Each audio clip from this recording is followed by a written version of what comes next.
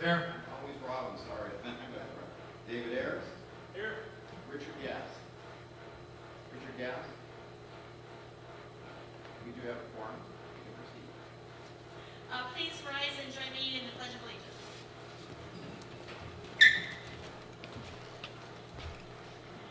I pledge allegiance to the flag of the United States of America and to the republic for which it stands, one nation, under God, indivisible, with liberty and justice for all.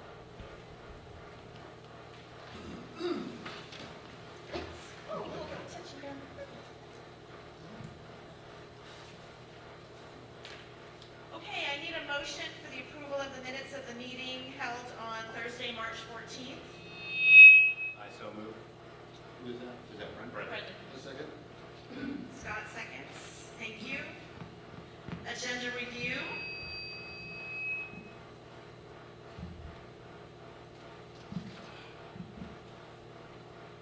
Has everyone had a chance to review tonight's agenda? Okay. Consent agenda items, numbers 10 through 12. I need a motion to approve, please. I so move. A second. Thank you. Public comments, citizens' presentations regarding Casa Conejo MAC Advisory Council, related matters not appearing on this agenda. Does anybody have any public comments? I've got one. If Scott would send a friendly letter to Harrison's, they're going to raise their rates. I just want them to know that we have an option. They don't take it for granted. Harrison lady Wendy went ahead and got the other company, even though she's in Harrison's. Apparently she didn't want to pay the extra money and made exceptions for it. I just want to know that they take it for granted. So somebody in the area of, Right on Wendy did, yeah. yeah, Harrison, right? E.J. Harrison? Yeah, but she was able to. She was able to get Athens to Yes. schedule for her trash in our area? I didn't know you could do that. Well, I don't- apparently she's pretty I ahead know of that'd it. be good. I don't know that you can do that, Peter. No. Athens trash cans out there every Monday or whatever. So is it really our neighborhood and not? Right on Wendy Day. When they I'll have to passed, check when they into passed, Borchard, or when they, before Borchard? Just right over here off of Bruce. Really? Apparently Harrison's already a lot more as it is. I just want to let them know that, we're not just, we have an option to keep them honest, So I think that what we should check is to see if we really do have an option, or maybe this was missed by Athens and they shouldn't be servicing our area. I think that that's the No, important part. what I'm saying is, the Casa Conejo could just vote just to eliminate Harrison, even though I don't want to do that per se. Just let them know that you don't have a carte blanche, because they're already a lot higher right now anyway. So, just a friendly letter, just keep them honest. Did somebody already write this letter?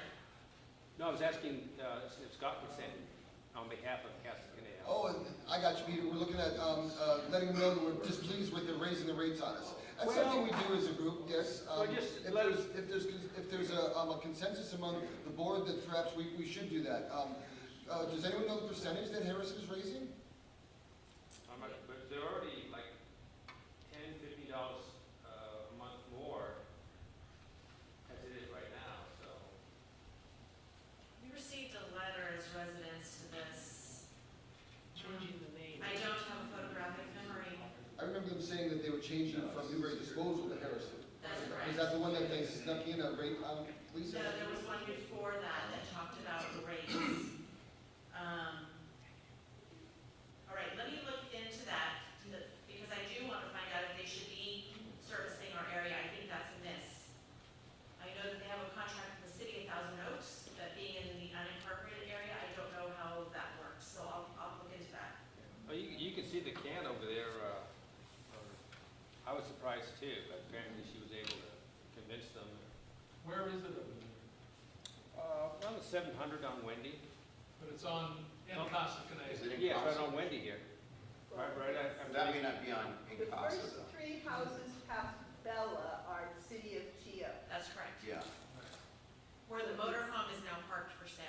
There's a countywide contract that was established last year for all the unincorporated areas, and each, depending on the area, there was a company. So I don't believe, I'll have to look into it. She's the only one that's Athens on Wendy. But I don't know for sure if that's Casa Conejo. So let me, if you know the address on No, Wendy. just, one of the two houses there by, near the corner. Right, well, that may be a Teo house. Wendy and, 700 something, I don't know, I just see it. I don't know the That would be pictures. that first block by the shopping center, which the shopping center is 700s. Yeah. So so that Casa actually Linda may is also be to 700. So yes, those first three houses on the left side. east side of Wendy Drive Yeah. are in the city. Is that where it would be located? 3 houses? Yeah, Yeah. Is that a weird one? That's true. it is. You'll Really? see the two little, there's a white line and a yellow line, and that's where the divider is. That's bizarre. Is That it is one of those bizarre. three houses, you think? Yeah, yeah. Okay, so I think that we're good on that, but it Okay. is interesting to find out. But yeah, I would That's- think we should It's protest true. rate It's increases, a weird one. because Teo actually got rate decreases when they went to Athens. So I'm gonna look into the rate And our rates increases. have gone up and up and up. If you have, so I had received a call recently, very similar, on another unincorporated area. And so it's something that piques my interest because if they are, I know there was a set rate, so I want to know how they're raising the rates. So if one of you don't mind getting me your bill and I can see what the rates are, and you can black out everything, but just show me or tell me what the rates increases are for, then I can go back to the company and say, you know, because the concern would be, are they looking for ways to increase the rates outside the contract? So that's what I'm interested in. So I appreciate you bringing this up because it's, Well, county made the decisions not that long ago, and they continued to have us with Harrison. We didn't really get asked what we would prefer. Nothing came to this council zone to say, hey, this is what's going on, we would like your input. It was a decision made without us, even though county has known we have had an interest in on the trash. county, I understand what you're saying. So what I'll do is if you can, because if there's it's not just across the board increase. I imagine it's a line item for something, right? What I'm looking for is there are loopholes that they're trying to apply. Well, the letter that I most recently remember says, you need to provide us with new billing information so we can keep charging and automatically deducting your fees in your account. That's the last letter I saw from them. Okay. Because they couldn't, for some reason, transfer it directly over from one entity to the other to do that. That's the last I letter appreciate I that. saw. What This is the the kind of letter input. said was that if you have automatic payments coming from your bank and it was made out to Newbury Disposal, could you please change it to EJ Harrison? That I That's the did letter get. I remember seeing. But I'm talking about specific, you're bringing up that there's rate increases. So those are the things that are very helpful to hear from you, and so then I will follow up, but if I have more specifics on that, that'll help. Okay. Give me a holler and I'll share one more bills with you. If you like. Okay, Scott, that'd be great. Okay, James Cressy? Speeding, Jenny and Lester, tell us. May I stand up here, or is there? Yes, please. There's a microphone right there, absolutely. Yeah, we used to have regular patrols that would patrol the corner, Lester and Jenny back when we first began back in the early 2000s. And then the patrol started dropping off. It used to be just after school, but now the neighborhood is really picking up with a lot of the guys riding dirt bikes down the street, back and forth very loudly, late hours of the evening. We had one incident my wife has got a video of on our Ring camera that they took a Jeep, made the corner, and the neighbor next door that has the house that has the RV, he was draining his pool, and at the same time hit that water and almost flipped it right into the RV. And it was on last Saturday. And then there's been current events at night and early morning that they go flying through there at all hours of the night. My Ring camera picks it up every 5 seconds. It's like, I've looked at my Ring camera, we both looked at that in the morning. There's been about like 25 cars go through the intersection in an hour. And this is up until like midnight at night sometimes. And that's a four-way stop. And that's before we stop. They don't even stop for the stop sign, just go on through it, keep moving. And then we've had incidents in the past where people have lost engines in the road in the center of the deal. That's why that is so badly chewed up, is because they're hitting it so fast, they're just knocking the asphalt out of the curbs in there. And I mean, they breach hard that whole area up to the corner by the city of Thousand Oaks, because we have last half our houses, like, last 3 feet is in the city zone area. They repaved that, and that's already all getting all torn up from all that high-speed traffic and trucks that are going through there, cutting through our neighborhood, trying to beat the light up at the corner at Old Conejo and Reno. So they've sort of made it sort of like a racetrack going through there, especially at late at night and stuff. And then during the daytime, there's been a lot of traffic that's been going through there too, that's been sort of off and on periodically, some larger vehicles and stuff that are usually not in the neighborhood. Was there any consistency in the dates, and the times, and the days that this was happening? Was this like a recurring thing at a certain time? Yeah, it recurs off and on a regular basis, and then the weekends, and late in the evening, especially since it's getting closer to summer, they're out there until like the wee hours in the evening, up until like 9, 10 o'clock at night. I know we have the high school behind us with all the facilities of that, but these guys go zipping through there even with a game going on, and don't watch for the kids crossing the street through that stretch of Windsor. I know it's the city section, but they overflow in our neighborhood too, in our side of the neighborhood. We have overflow from the football games and all the track meets and all that, up on the weekends even. And they go flying through there with people walking through the middle of it. So we probably need a couple patrols, at least straggle them, and not always during the school day, but like after hours once in a while, drop by and just sort of hit the neighborhood. I think previously, didn't they have someone like a sheriff park there on Jenny? Actually, near the I was a patrol officer, used to park in my Yeah, I used to driveway. park there. The neighbors Curbed like, why is a high speed. patrol officer parked in your driveway? I said, I don't care, I like Yeah. to be in my driveway. We're both at work, if he's parked in the driveway, that's good, that tells us that they got a presence there. We need to go back to doing that. So the request is for more CHP present, that's I essentially think the message. so, I think it would help our neighborhood, because it also keeps down the vandalism, and also keeps down all the other stuff that goes on at night around here. Because there's a lot of it that they sneak around here thinking, I don't get patrols, I don't have to stop for stop sign, they go flying through there, and it's like, one day we're gonna hear something like a crunch, and that's gonna be it. And we've already had, over the years, we've had one guy run into the pole right over there next to the house where the mobile home is. He was drunk driving and ran into that. That's the owner that owns the restaurant over here, over in town. And a few other Right down here at the end of Leicester, that guy's had his house ran into 3 or 4 times. Yeah, but I mean, that's the one that I remember prevalent. He took the pole out and crashed into the pole and got all the way on that. And I know neighbors don't like that as when the kids were younger, but I mean, they still do it still now. I know at one point there was a conversation about could we put some speed humps at various locations? How would your neighbors feel about that as an option? What, speed bumps? Or Yeah. we discussed that, and it was a while back that they actually turned it down because it was too costly to build the speed bumps at the time.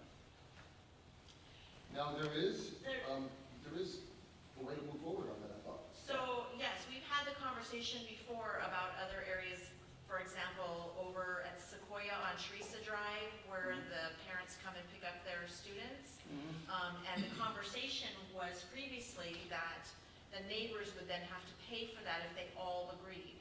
Yeah. But I understand there might be a grant out there, is that right, Israel?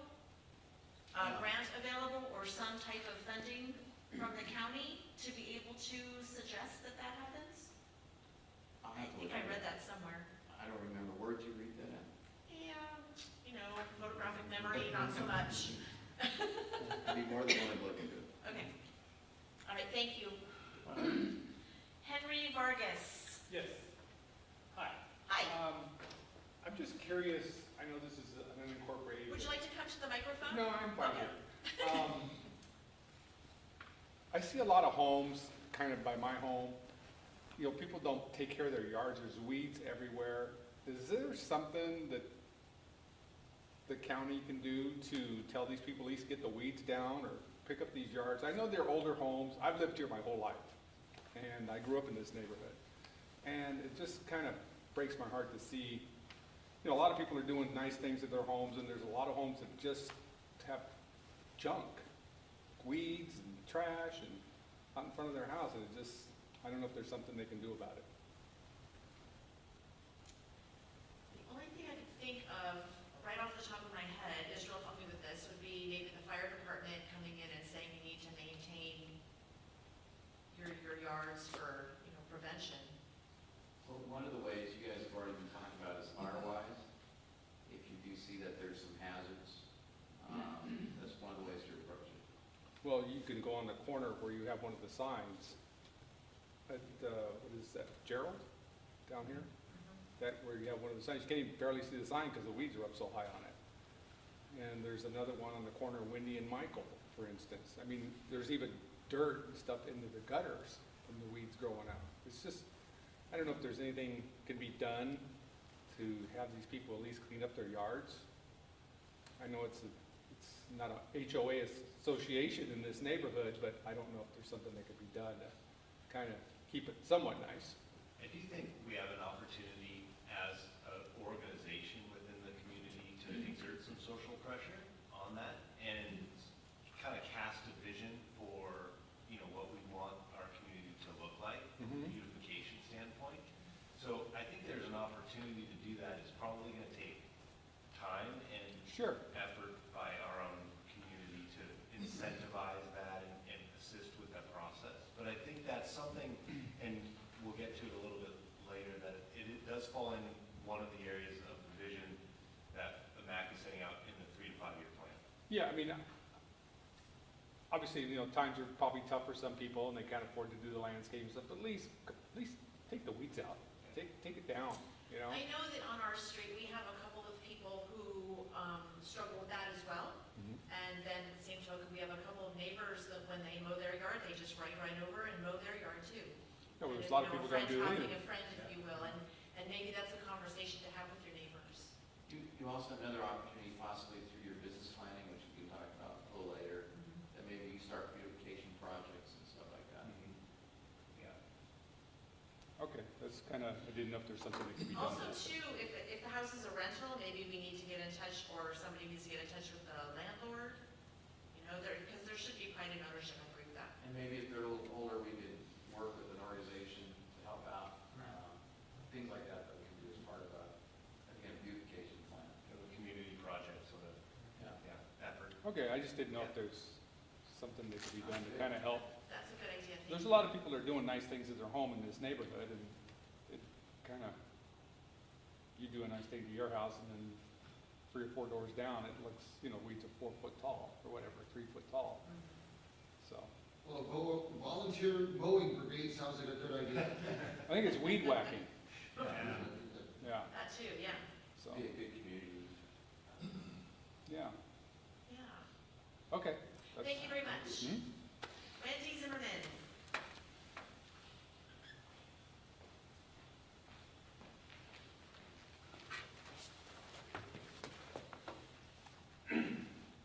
David and I were talking before the meeting about some safety as people are walking around the neighborhood, riding their bikes around, and it reminded me that I happen to keep one of these or a road ID in my purse for, if lost, here's who you call so the emergency services can help you get some assistant help and somebody can come to ER and take care of you. So it reminded me that these are very handy and you can get a pair of them for like $5 or $6 online.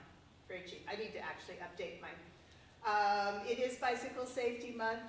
Unfortunately, Thousand Oaks is not having a rite of silence this year. I'm very disappointed in that. It's an activity I've participated in for many years. Recently, I was up near Kimber and Rio, and someone in a giant 4x4 Silverado almost squished me between the Silverado and parked cars because they ran a stop sign, didn't even slow down, didn't even look. I was wearing bright colors, screamed for all I was worth. And I thought, can I let this go or not? And I went, no. So I called 911, and police came and took a report. I wanted to give her a ticket for everything under the sun because she almost killed me. All because she was paying attention to a box of donuts on the seat, and she lives like 4 blocks from the elementary school at Sycamore. I was livid. No stopping for her stop sign, not even slowing down, because if she'd even slowed down and taken a look, she would have found me, but she continued coming at me to squish me. So the best I could get out of law enforcement was that they will be more careful about enforcing stop signs. Now this is up the hill at Dos Vientos, however, you know, it applies to all of our stop signs here. Please stop, look. I realized, you know, that when nobody is in evidence, yeah, we all slide a little bit, but this woman just came cruising full bore around the corner and almost clobbered me. So some of us will call and report those people. Unfortunately, the law enforcement officer did not see that happen, so the best she could do was ask for extra enforcement in that neighborhood. But you know, our kids are getting out of school. And if she had squished one of those kids, she would feel really, really, really bad. She'd feel worse about that than squishing me. However, you know, it's just a case of please be careful. More people are out later in the day because we have daylight. So that's my bicycle safety message for the month. Thank you. Thank you. Any other public comments?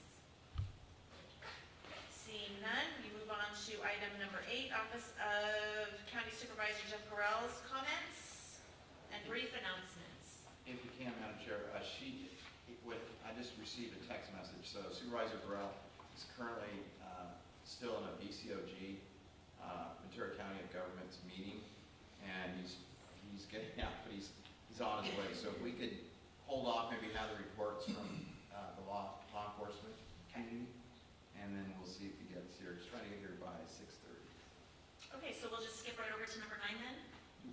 If you want to have, because we have law enforcement here as well, Very good, let's do that. and then that might give us some time for the supervisor.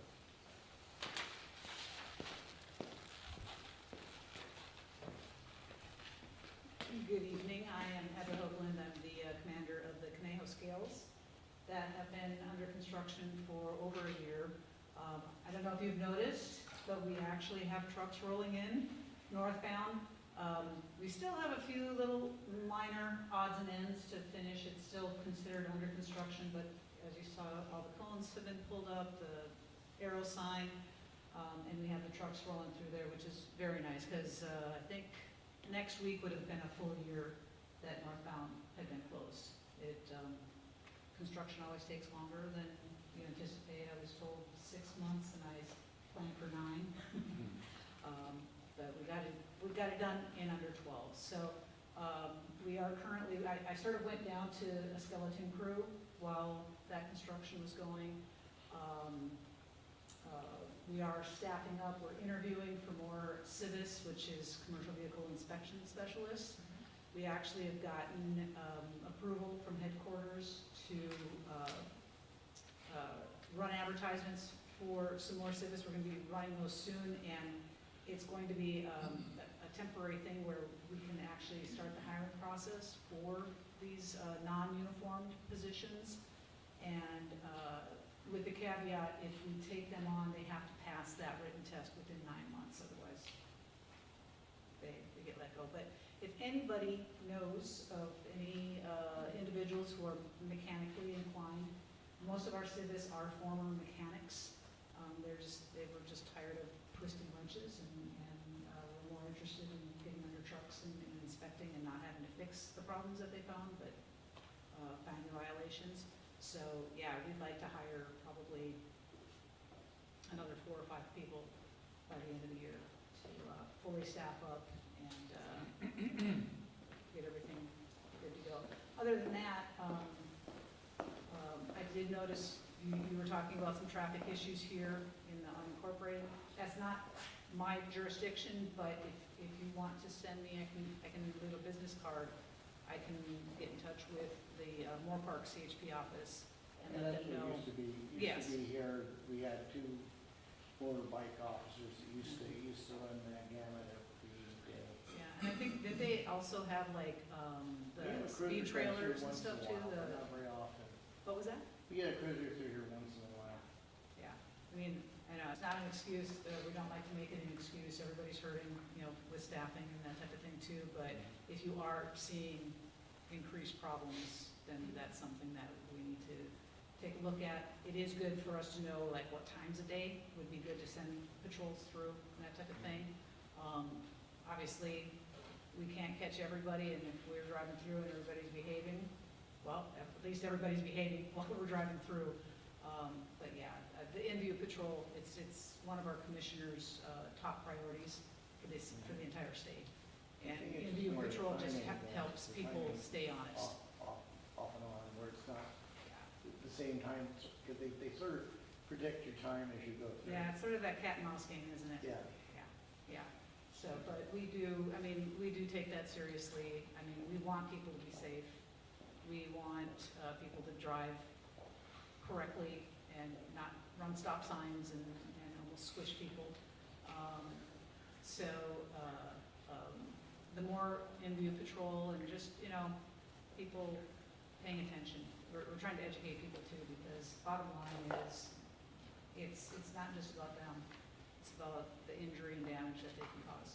So, does anybody have any questions for me? Sure. The solar chargers, I guess they're not for the public, are they? They are not, they have been placed there for state, because actually Caltrans just got a fleet, well, not a whole fleet, but part of their new fleet have been electric vehicles. So it is a Caltrans facility, and if they do need to charge, especially now that they've been. Anyone drove in there yet, or? We haven't had anybody pull in and try to charge up yet, but yeah. And we were trying to keep the solar panels back sort of behind the facility so that people didn't, you know, just drive in thinking it was, oh, here's some place that we can charge, but based on the parking situation that we had, that's where we had to place it, so, yeah. But yeah, it's for state vehicles. Now, because it's solar from the sun, it's not connected to the grid at all. Our employees, if they drive electric vehicles, they are allowed to charge those vehicles as long as there's not a state vehicle that's in need of charging. So, just FYI. All right, any other questions? Thank you very much. Thank you. Okay, how about fire department or sheriff's office? Sheriff's Office. Come on up.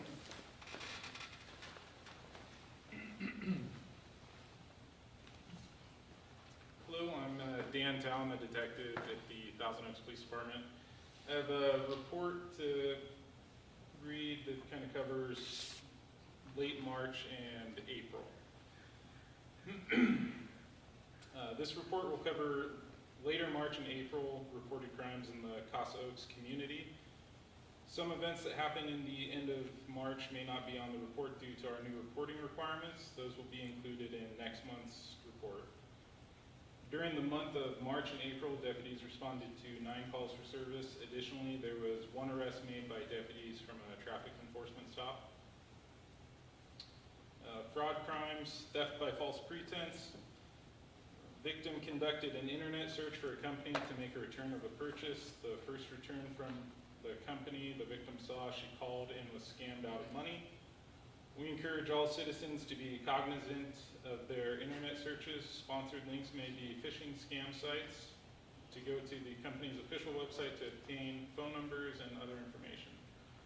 Generally, they will be further down on the internet search and will not be a sponsored link. This case was investigated by the fraud forgery unit, and there is no suspect information at this time. Due to a large data breach from a corporation, the victim's identity was used to open credit accounts in their name. The victim was then contacted via messaging service, and a suspect attempted to extort the victim for money. The case is under investigation by East County Major Crimes. The victim received a call from a person pretending to be from an internet phone company. They offered a promotional price for services, but the services needed to be paid for in gift cards. This case was investigated by fraud forgery detectives with no suspects to this date. Assault crimes. Assault of an elder. There was a report of an elder abuse. The victim was battered by the child.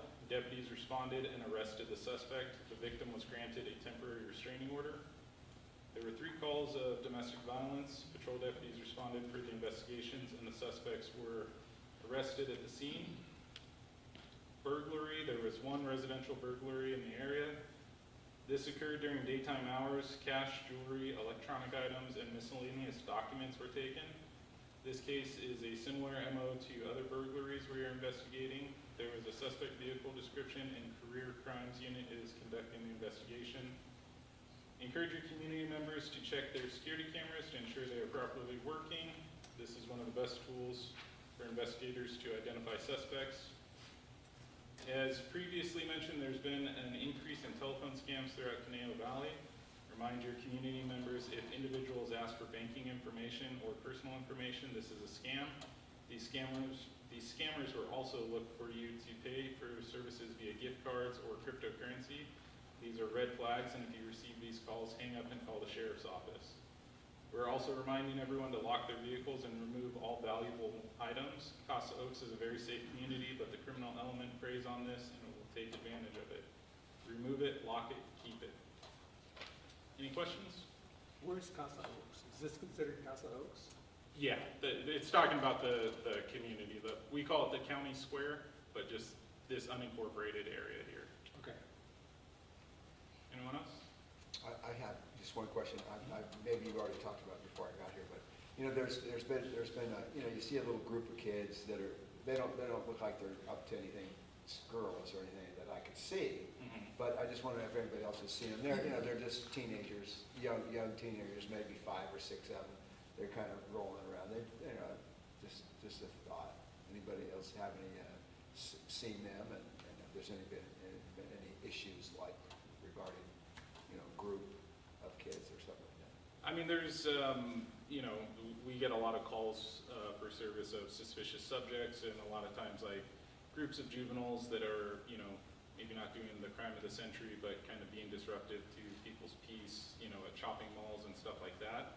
I don't know specifically if there's been calls for service related to that in this neighborhood, but nothing has risen to the level of a crime that's come across, you know, our table of detectives. They didn't look like they're up to anything too bad. You know, they're just walking around. You know. Sure, and you can always, I mean, you know, people have the right to kind of be out in groups and walk around and stuff like that, but if you're seeing things that make you suspicious, if you call dispatch, deputies can come out anytime, day or night, to try to locate those people and talk to them, just, you know, let them know, hey, we're here and we're watching just in case you are up to something. Yeah. Do we still have a community officer that still patrols this area and keeps tabs on some of the regulars in the area? Yeah, there's a B car assigned to this area. Yeah. So, you know, there's calls for service that come in related to traffic issues throughout the city, crimes, you know, somebody wakes up in the morning and their car was broken into. We have a certain amount of deputies that respond to all those calls for service. So a lot of times they're talking to somebody, reference a call for service, or writing a report related to that call for service. So that all eats away at the time that people can be doing proactive patrol and, you know, going through the communities looking for any signs of problems or crimes or traffic issues, stuff like that.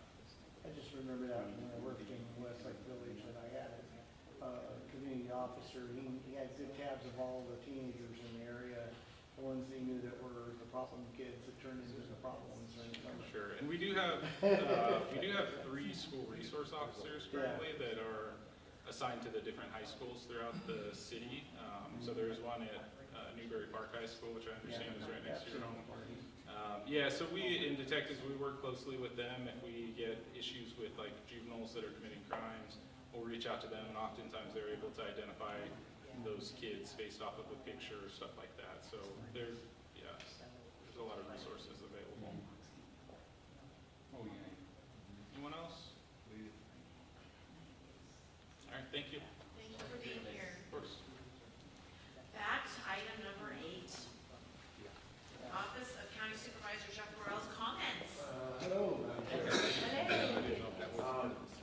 Good evening, everyone. I apologize for being a little bit late, and I apologize that I have to leave a little bit early. I've got sandwiched in between two different events, two different meetings. But I wanted to just kind of give you a couple updates from my perspective, and maybe take any questions about the agenda item related to the formal, kind of formal foundation of municipal advisory councils countywide, giving structure to what really didn't have structure before.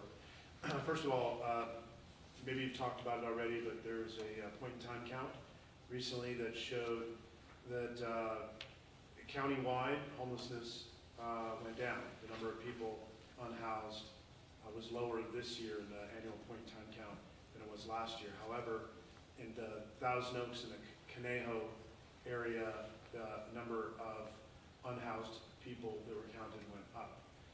So for the first time, we are kind of the focus of the county in terms of trying to identify why that trend happened. And we don't really know why precisely, only anecdotally. We don't know with specific data. But we have, we've been anticipating that that this is going to be a challenge. We've adopted, just a month and a half ago, we adopted a strategic plan to end homelessness at the county level. It's a countywide homelessness plan. We've created 2 new positions at the very senior level, a homelessness director and a housing director, both to work with our community development agency and our human services agency and all the other agencies to address and end homelessness. We created 15 new positions at the Sheriff's Department that are homelessness liaisons that, when fully employed and fully deployed, will be out there responding to issues that come up that would otherwise take a deputy or another member of law enforcement away from more traditional service calls and other crimes to focus on that issue. There's a lot going on in homelessness. I recently broke ground with the mayor of Thousand Oaks at a navigation center. It's off Lawrence. It'll be a kind of a little bit of everything.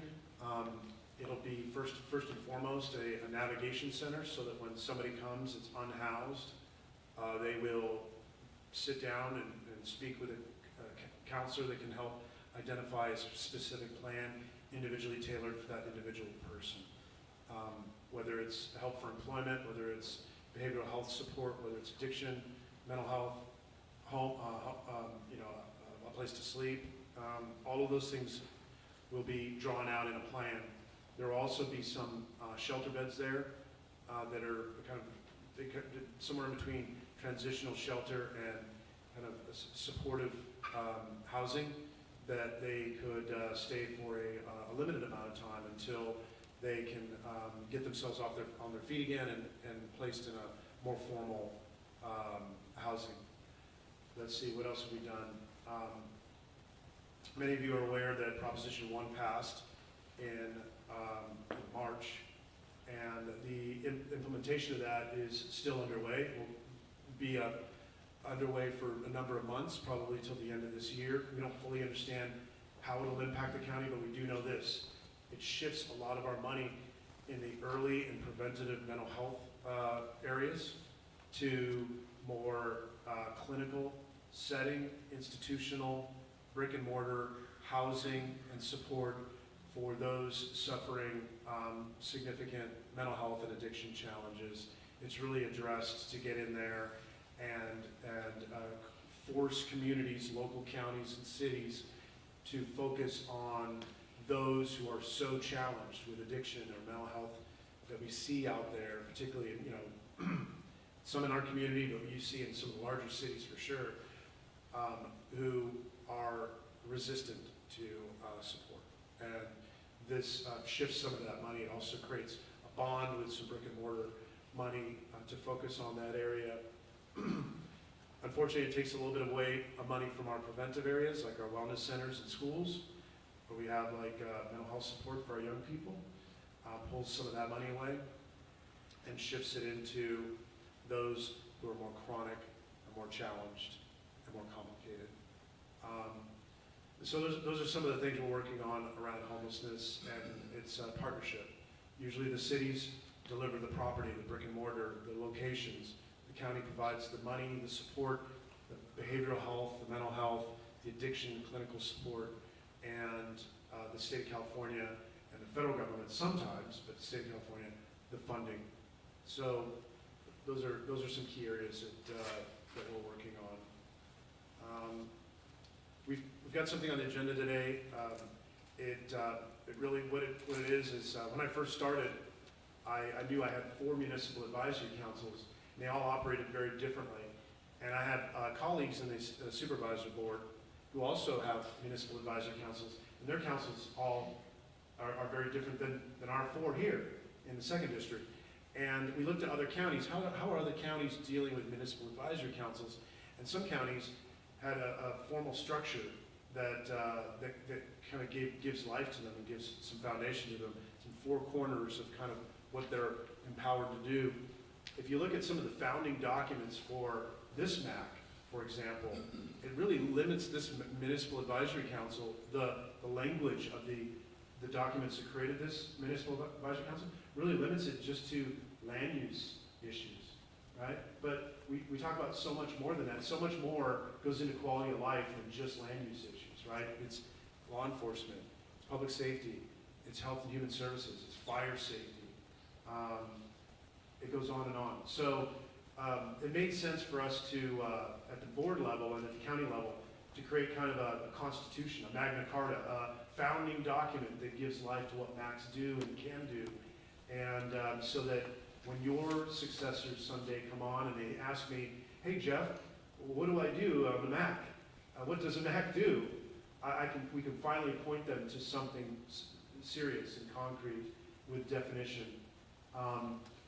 And so that's what one of today's agenda items is really that. It's otherwise pretty benign. And you know, we think it makes sense, kind of creating this is a formal organization within the county structure of community engagement. I'm sure there's other things that I'm missing. Israel gave me a long list of things to talk about. I'm not going to go into all of them. I'm not sure though I'm going to mention any more of them, but anyway, I just thank everybody for being here, particularly those that come after hours, after working all day, and provide reports to the community. So thank you for CHP and for our partners at the Sheriff's Department. Thank you. And that's all I have, unless there are questions from the MAC or from the community. I can just say that I've had the pleasure of seeing the plan for the Lawrence property, and it looks really well thought out and laid out, and I'm just hoping it's successful. Absolutely. I have a question. You know, this proposition 1 thing, you know, so we're borrowing money from something that we're already doing and redirecting those funds to more serious issues, obviously. The question is that just an ongoing thing? That just, there's no, I mean, my thought immediately is, well, maybe because we're redirecting it, now we're going to have some more problems coming forth because of that. Is there an ongoing look at how that's working and whether or not that could cause more problems than it might solve? It's a great question, and just previous to this, I was at a meeting of the Ventura County Organization of Governments, VCOG, and our behavioral health, Dr. Dennering, behavioral health director, made a presentation, and that question came up. And the question is, if we're going to shift things from preventive to more chronic, are we maybe creating more problems in the long run because we're shifting priorities away from the preventive side? And the answer is we don't really know, but this county has a reputation statewide of being a very forward-leaning preventive county. We do things here in this county that are very innovative. We're involved at the very community level of empowering students, community organizations. For example, community organizations that are trusted in our underserved communities and our immigrant communities. We empower them to provide preventive mental health services in a way that that other counties don't. And that allows them to get access and trust and comfort in some areas of the county that the government officials and government clinicians wouldn't necessarily have access to. We have wellness centers in our schools. I just toured the one at Westlake High. We've got them in Oxnard, we've got them in Camarillo, wellness centers where kids can go, and right there at school when they're, feeling bullied or feeling, feeling depressed, feeling like their friends aren't paying attention to them, going through those kind of things that kids go through, but maybe not necessarily always knowing who to talk to. And when I toured there, like these spaces were really beloved spaces by these kids who just felt comfortable stopping in. And it was a great resource, right? Those kind of things may go away. Those kind of things go away. So how do you quantify the long-term effects of shifting and pivoting away from prevention? I don't know, but what I do know is that the board would love to find additional resources, federal grants, general fund money, bake sales, whatever it is we can do to try to prevent the implosion of our prevention, because we've been so good at it for so many years. So I can tell you that we're looking at that right now. We're trying to find out how to do that. So, sir. That homeless conversion in $1,000, how could that possibly go so wrong? I mean, within a couple of weeks, you should have realized something was terribly wrong. The hotel property that was being contracted with Shangri-La. Shangri-La, yeah. Shangri-La. It's the city of Thousand Oaks and Shangri-La being sued, and as a result, it's now kind of bogged down in litigation, and that litigation is kind of protected in a bubble of discussions that are happening behind closed doors. I do know that the city was unaware of the financial situation of Shangri-La when they signed the contracts with that organization. I believe that they thought they were getting into a business with an organization that was solvent and was experienced and was going to deliver a great product. It became pretty evident when the timeline started to fall behind that there was a problem. The first flag was raised by the city of Thousand Oaks to the state of California, and they said, "We think we might have a problem. Can you help us investigate and figure out what's going on with Shangri-La?" They're the ones that raised the first concern, and now they're got sued by the state of California that they flagged the problem for. So all I know is I feel like your local electeds and I feel like the city leadership were acting in good faith, and I feel like they were deceived with the financial status of that organization. And I think that now they're being sued as a result of that, and it's really unfortunate. Contracts are difficult. It's not a criminal matter. You can't call the sheriff and say, well, unless it's really horrific. But just failing to deliver a contract on time because of financial woes of a business, that's a civil matter that you have to address through courts and through mediation and through engagement. You can't call the sheriff. You can't call the attorney general and have helicopters fast rope in police officers to stop it. So it's a process, and that process is slow, and that's, I think, what landed us in this situation.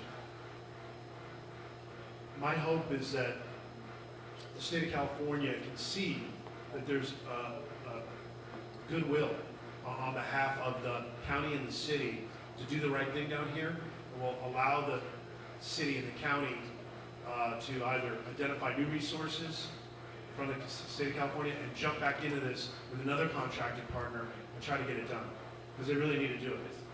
We really need to do it. So Thousand Oaks really needs to do it, and then East County. The laws that have been decided by the Ninth Circuit have really tied the hands of us as a community to do much about homelessness without having enough placement and services to support the number of people that we have in the most recent PID count. There's this case law, and there's another case before the U.S. Supreme Court right now that really addresses how we can do that.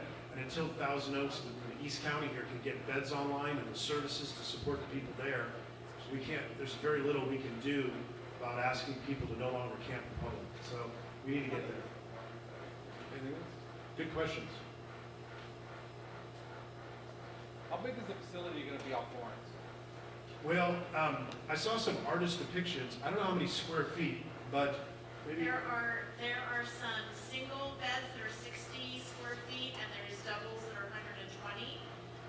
There is a room, because I've seen the drawings, it's a room with a bed and, I think a dresser or something in there, something to, maybe a desk with no drawers.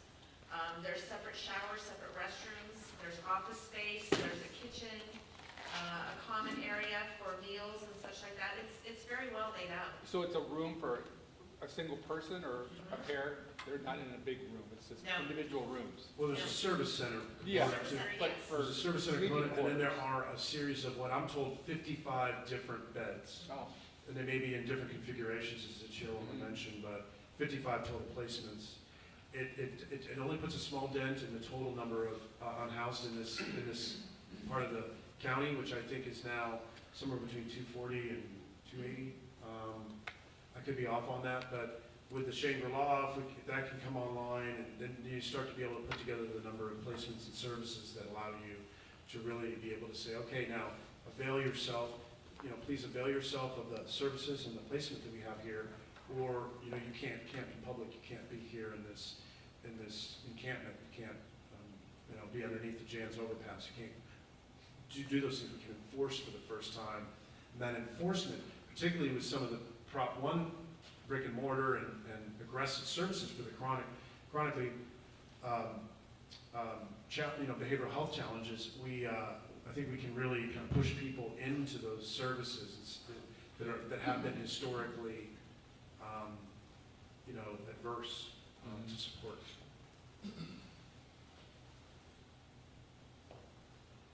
I heard there was a great float. Scott Horn, and with a little bit of help from Israel, had a great float in the parade. Thanks for representing the community. Thank you.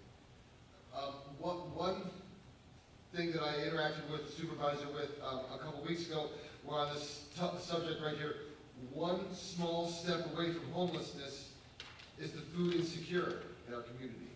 And there was a significant project, pilot project started in town at Manna. You're all familiar with Manna, the food bank. They moved into the new space. Supervisor and Mayor Pro Tem David Newman at Manna on Earth Day, when they announced a combined project grant from the county, a redevelopment zone, recycle redevelopment zone, where Manna will be putting in some big refrigerators, and county businesses that would normally be throwing away food waste, go to a landfill, will be sending it over to Manna for reusing it and distribution. A good example, the group that was there that was specific was the Cheesecake Factory.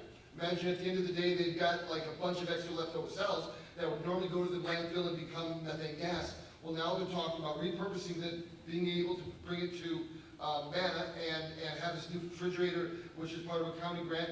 So you build it, they will come. The food insecure will have a new, fresh food option at Manna in the not too distant future. Yeah, it was made possible by a grant of our money that we send to Sacramento, and through the Cal Recycle program, we can apply for grants and try to get our money back, and that's what this creative project was for Manna. And the county recycling district applied for the grant, and so they're going to be able to do what we call food rescue for those prepared food. You always think of like food banks as being canned food or rice or non-perishables, but what really all these restaurants, many of them prepared cheesecake and salad and different things, and they sit there and refrigerate it, and at the end of the day, if nobody orders them or eats them, it all goes into the landfill as trash or compostable. But now we're going to be able to get that out and actually feed people with that for the first time. Cheesecake Factory, a number of different restaurants have already rogered up to do that and be a partner. So it's a great event. I think Scott's being humble because he really was the best float, I've been told, in the entire parade. His band and him participating in the band. Yeah, well, it was a good old rock and roll. Yeah, well, thanks for doing all that, Scott. And That's all I have unless anybody else has any additional questions. Thank you. I appreciate it. And again, I do have to run out. We have back-to-backs tonight, so thank you. Thank you for being here. Thank you. Thank you. Thanks everybody for coming. Thank you. Yes, absolutely. We appreciate it so much. Thanks, Good night. We now have council comments. Comments by council members on matters they deem appropriate. Who would like to start? I will. On what was it, April, the first part of April, I believe it was, I had the opportunity of, we have a new committee, the legislative subcommittee, and I was actually quite interesting. It's a document that is being presented. I, as a chairperson or part of the committee, can go in and make comments on reading the different things on, maybe I have a question about pavement that they're doing in the community, and I can say something, and then that's in the morning, and then in the afternoon, it's actually a conversation with Supervisor Burrell and going over what our thought process or the thought process was behind that. It was a real interesting step. It's going to happen once a month, I believe. Is that right? I don't know my calendar. So, anyways, that's the first legislative committee, and it was great, I thought. Sometimes, depending on the schedule, it can be more than once a month, too, so, for the board supervisor meetings. And some months they go dark, so.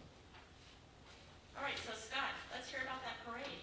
Well, you remember back at the beginning of the year, I mentioned that the Conejo Valley Parade was trying to be rescued. A longtime resident moved back and realized the parade had been gone for perhaps 15 years, and made it her mission to bring back the parade. She's channeled the spirit of Donna Conejo Fargo, original superstar of the Conejo Valley, who was the Chamber of Commerce before there was one. The idea of having a local parade started back then and had been popular. So she brought it back, and one of the thoughts was, well, let's have a float from Newbury Park.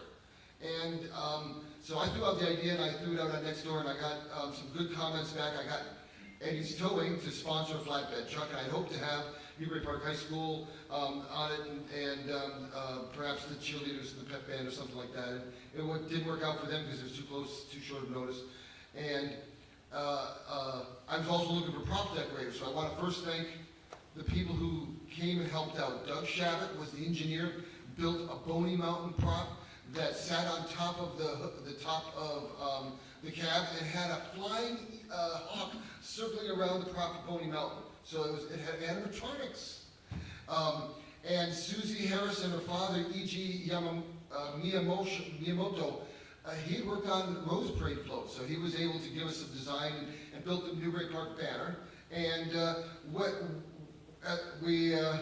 no entertainment on the float, I volunteered one of my bands. So one of the people had been in the parade as a youngster, and I had been in the parade and built a float back in the 70s as well, so it felt like something right to do.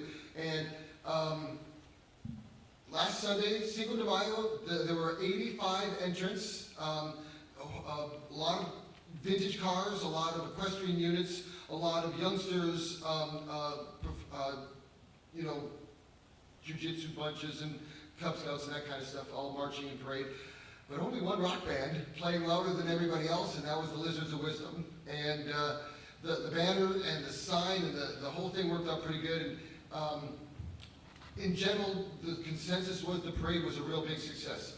There were a lot of people down on the boulevard, and there were a lot of people who were very involved in putting it all together, and it was a success. So the idea is that next year we'll be back, and we'll want to do a Newbury Park float again, and we'll want to start much earlier and make it even more deluxe and be better than last time. One of your bands? Okay, so that leads to the next thing. The other part of the story is that traditionally we have had a Casa Conejo concert on my driveway in May, and that is on again. May 25th will be the Casa Conejo concert on my driveway, corner of Wendy and William Drive, Dina and William Drive, from 6:30 to 9:30. I usually mention that to Deputy Ayers when he's here so that the CHP knows plenty in advance there's going to be live rock and roll. This time, for the first time, the drummers in my bands can all do it. They've been sort of like pickup jam sessions in the past. This will actually have both of my two bands. I'm also bringing in a singer-songwriter who was famous in the 80s in Canada named Chrissy Lomax. Chrissy Lomax will do a set of original tunes. And so Brad Foster will be channeling Neil Young for some songs. And everybody's invited. Bring your lawn chairs. If you live right here in the neighborhood, you can come on out at 4 o'clock for a barbecue on my lawn. And I won't be hollering, get off my lawn. It'll be everybody's on my lawn. So, and then music at 6:30. That is one way of weed control, just have everybody stomp the ball down. Right? Okay. Anyone else? Can you have a picture to post of your spots? There's some on the rescue parade thing, but I'm going to post on Nextdoor soon. I have to do that. I think I posted on, I grew up in Newbury Park though. I think I did that. I'll give a quick update on the Firewise Subcommittee. We do have a scheduled meeting coming up at the end of the month, so we are making progress towards Firewise designation that we talked about in the previous meeting.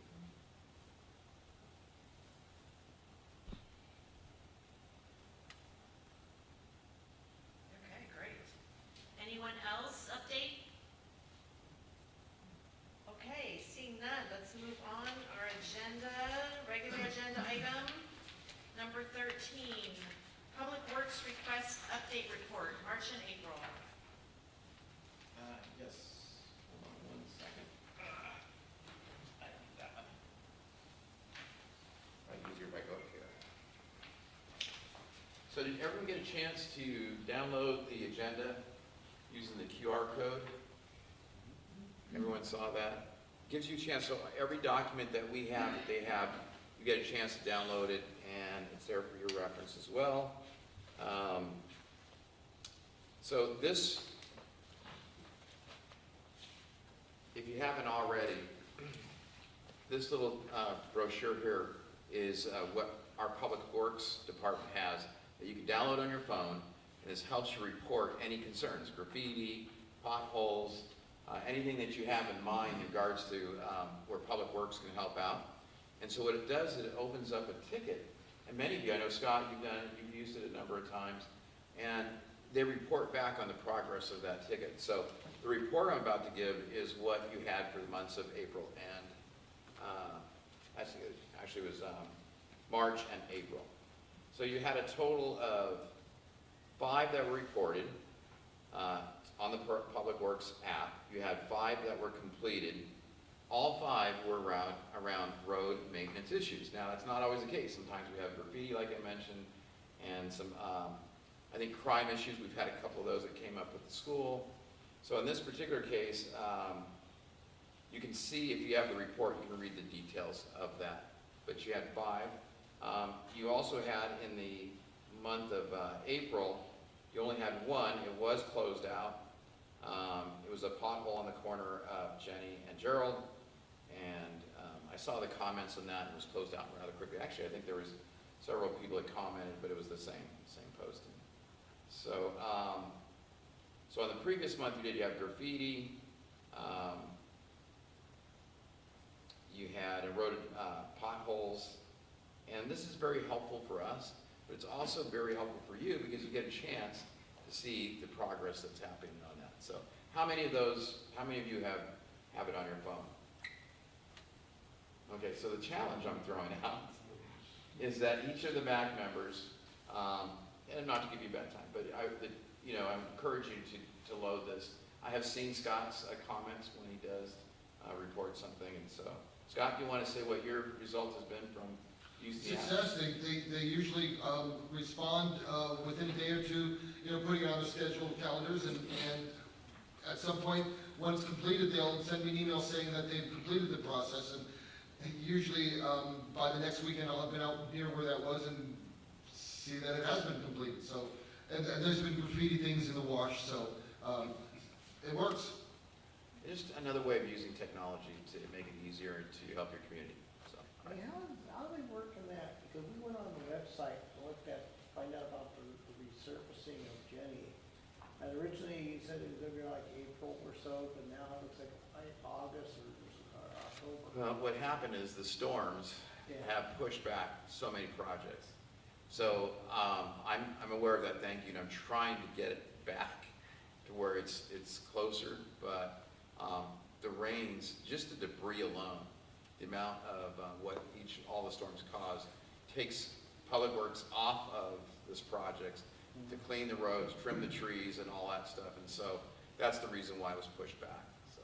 Yeah, because I know that the water district, they were hustling to get all those valves and lines repaired. They went turns in there, but like, oh, they're gonna be repaved next again. He Yeah. said that he had to have it done within like a month or two at the time because they were gonna cut him off because after that, it's 5 years to wait. Especially here at Ruth, and as you Yeah. make that turn, I saw it today, and obviously that's where the big trucks come through, it's where the buses come through, and it's one of the first things you see coming in, so. It was supposed to be later, or actually next year, we brought it back, and then so I'm hoping I can maybe put some pressure to get it earlier than that, but that's the So reason Are why. they gonna take it down a layer like they did with the? You know, I'm not sure. Or are they just gonna coat and cover and that's it? I'm not sure, no, I think this is a more intensive, a longer-term paving plan, Okay. so. We just wanna make sure it doesn't happen during the school year, like probably during the summer when they're out, or on a time frame that would be better suited because of the traffic. Yeah. This has been near and dear to my heart, because when I came in, it was one of the very first things that I got hit with in terms of the road conditions. And so, been pushing for it, but it's not, I'll have to go back and look, but I don't believe it's just. No, they've improved a lot with sidewalk grinding and getting the sidewalks. Yeah, cleaned up. which could be another thing for the business plan. So, I don't know if you know where in the past, but in some communities, the county has put together a program where they'll come in, you can contract with the county as a group, and the county will offer a reduced rate to be able to, grind and repair your sidewalks. And I know a number of people have used that in the past, and it was great. So that's one of the things that we can talk about as well. But that's certainly good suggestions, and I thank you for bringing up the road. We've been through that. Yeah. We had to remove a tree because of it. Yeah, I've always heard good feedback about that program, so. Can I ask for just clarification on the sidewalks? So the sidewalks are the individual homeowner's responsibility, those trip hazards are their liability, and there is an option to call County Public Works to request that be ground down, but add a fee to the homeowner. Yes, so it is a statewide law, basically, that the sidewalks in the state of California, the maintenance, the responsibility is to the homeowner. It's been challenging for us a number of times, and so, it's there to stay, but one of the things that we recognize as the county is that sometimes it's difficult for people to have that done. So county can provide that at a reduced cost. It is a cost to the homeowner though, but it helps when you have an entire community doing it, because then I think it helps for them to justify the lower cost. They come in and do a number of them at one time. So again, something to look at as part of the business plan. Yeah, great. Israel, Yeah. is Public Works in charge of the wash where it goes under Whitney Drive?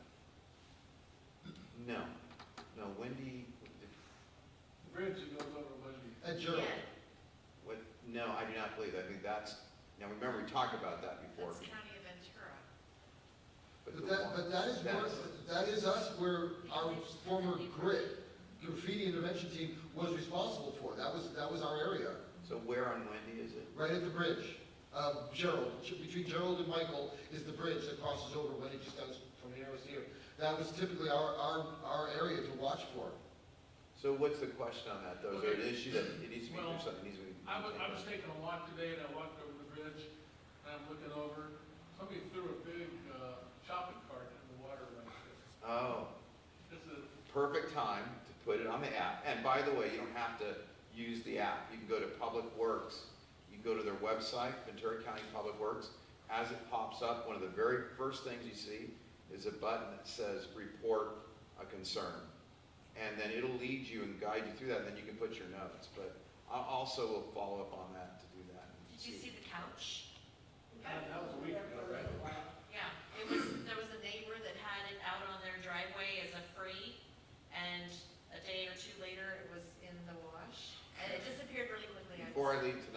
actually put an email to Public Works. The cart, grocery cart's been there for weeks. Okay, so before I leave tonight, I'll send, but I would really like it. We could use this as a beta test where, actually, if you guys want to do that, download the app and see about reporting, but no matter what, I'll take care of it. Now, are these other routine gutter and storm drain maintenance occasionally? Okay, who was here? So we've had, thank you, by the way, I've been receiving some emails on the street sweeping. And we thought we had it taken care of, but I understand It didn't show up this week. they didn't show up this week. So there was an owner that owned Pacific Street Sweeping, and he retired, sold it to a nice young man who's really been very helpful. They have a new truck, and they had not put the GPS tracker yet on the truck.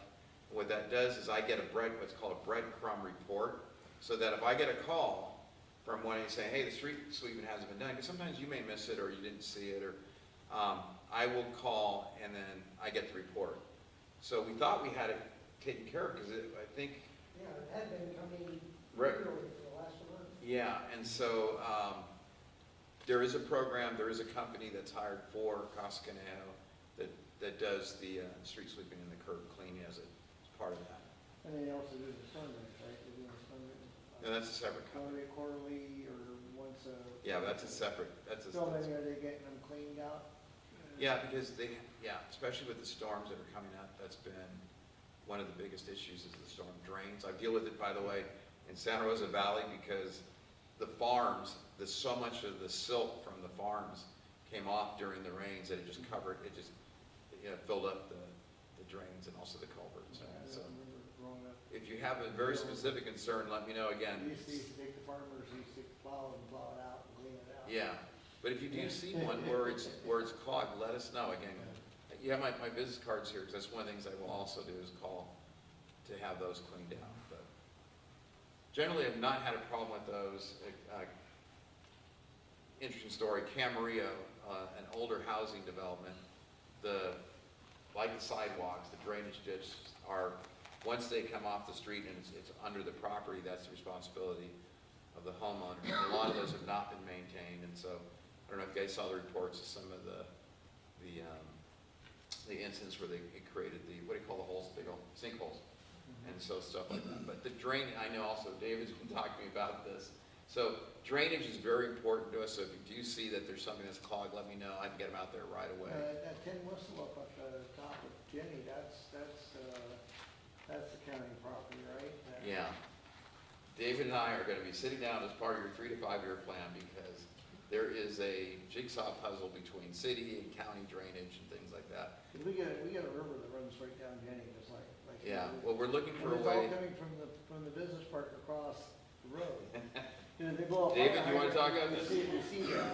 Well, what happened Yeah. was, years and years ago, when the city was trying to annex Casa Conejo, and Casa Conejo said, no, we don't want to do it. Yeah. Well, when the city started letting people out of being in the city made sure they controlled everything along the freeways. That's what businesses would be. But up there, they didn't do anything yet, and it was all dirt on that hillside. And when it did rain, some stuff came across, but not a whole bunch, because it was soaked in. As soon as they built all those buildings up there, the city said, go ahead and fix the concrete. Well, all the water hits it and just comes right on down. Yeah. So, yeah, Frankie, same thing. Frankie is, get whacked when it, I was in a house, where the water was, like 2 houses in off on Frankie, one of those rains, and, they had to pull up all the carpet, they had to pull up the tile, they had to pull up everything in the house because of all the water. And what the city did was, they dug underneath the road, okay, and they came up in that first house south of Old Conejo. You're gonna see there's a The tin was thing sticking come- out. Yeah. the concrete thing. Yeah. And so the water comes under the road, a lot of it, comes under the road, comes out of that opening on her lawn, out into the street and straight on down. Yeah. And it was all the way down. Jenny, But if you notice also, half of Jenny, if you have normal houses like over here, you'll have a curb. And the curb will be right there, and then it'll go out a little ways into the street, and then the asphalt starts. So when the water comes down along the drain to drain, it hits that concrete and it just keeps on going. Well, a lot of the streets, half of Jenny does not have that extra concrete. No, I know, we don't have It enough just for our goes place, straight yeah. down, and all of a sudden here's asphalt. Yeah. So when you have those big rains, the rain comes right on down that gutter, and just rips it up, tears it off, and throws it down further. So this is a good example of the difference between something like the cart, right? The cart that's in the watershed, so we can take care of that. You have a new MAC member, actually served previously, but one of the very first things that he brought to my attention is long-term, we've got some issues here we got to solve, and I'm really concerned about a lot of the drainage. So that's something that'll then go on to part of the business plan. Any more questions, or good? Yeah. All right. Well, her dad actually did a lot of the drainage for the county for this area back in the 60s. Well, thank you. All right. Everyone's good? Good, thank you. Number 14, updates to the resolution and area map of the Casa Conejo Municipal Advisory Council and creation of municipal advisory council policies. That was enough. So I'm going to turn this back to you. Uh-oh. Because your chairman was one of those that participated in the first legislative committee meeting, and she had excellent suggestions. So maybe start off with your suggestions that you had brought to the supervisor, and then I'll figure out the rest.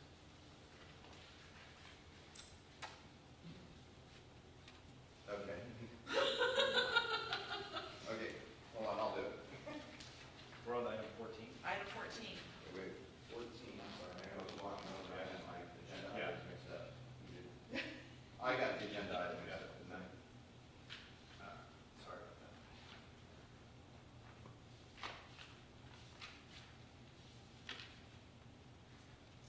Okay, if we could, ma'am, what I would like to do is do the legislative report really quickly, because I think that'll take less time. Okay, And then what we'll do is we'll combine the updates to the policy map with also the business plan, because they kind of dovetail. That's all right. okay, so this is the number 15 is what you want me to go through? I think it makes sense now because it wouldn't, we can take item 14 and then item 16 and kind of bring them together. Together, okay. So, item 15, Casa Conejo MAC Legislative Committee update. There was a training that took place on April 10th that both Dave and I participated in. And it's very interesting the way that it's all coming together, because you're in a training and you're not quite sure kind of what's going on, and then you attend your first set of meetings, and then it clicks and it all makes sense. So the training is an opportunity to provide suggestions to Supervisor Gorell for the board meetings as they come up. And when it happens on Mondays in the morning, there is a document where you can go through different items that have been brought up, and it's by all the MACs. There's all kinds of different things. You can make comments about something. Maybe there's something that another MAC committee is having issue with that, maybe we are too, and we'd like to have that conversation. And then in the afternoon, we actually have a conversation together about more detail about what we're thinking. For example, one of them was the Camarillo Airport improvements. While that's not necessarily in our community, I think everyone would be concerned about an improvement to the Camarillo Airport causing more traffic in the air, more traffic on the ground, those types of things that need to be brought up and made aware of. And I thought it was wonderful, and I think that moving forward, it's going to be a great platform for us to be able to share some concerns with.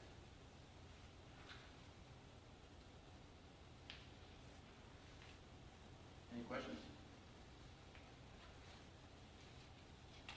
There it is. Wait, on item 33, could you talk about specifically what that one is in regards to the pedestrian and... So Public Works has a safety enhancement project and it's for pedestrian and bicycle safety. They've looked at the different areas, I provided some input, and so what Chair Debbie had highlighted is that we want to make sure, and she emphasized this with the supervisor, that Casa Conejo participates in that. This was what we were talking about with speed bumps. Yes. The light came on. Somebody was just talking about speed bumps coming down by the schools. And this, item 33 on the agenda was a path for potentially having it paid for on a different platform than having our community members have to pay for it. That's what we were having a conversation about. Yes. So I knew it would kick in at one point I in thought time. Wendy would like it. You know, I do a lot in a day. That's why, all right.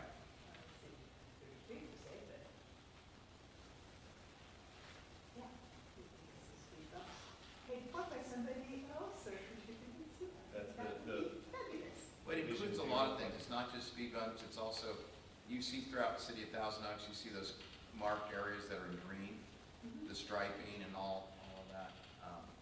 At schools, you'll see enhanced, what they call enhanced curbs. That's what this money, so the county's been looking at all kinds of areas of where that can apply.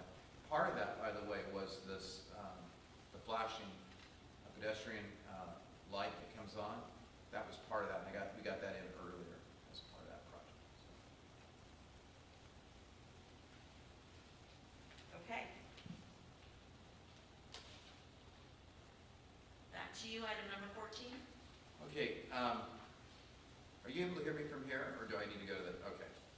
So item 14, as the supervisor had pointed out, just to kind of give you the idea behind this, when we came on board, one of the very first, there's really three areas that the supervisor said his initial focus was immediately was to focus on the maps, focus on getting constituent affairs. We wanted to have a customer-friendly ethos for when people called, that they knew that we'd be following up on their constituent affairs.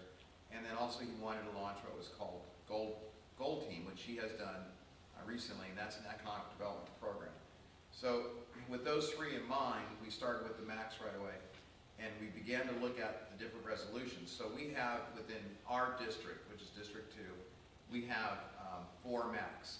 So these MAX are called Municipal Advisory Councils.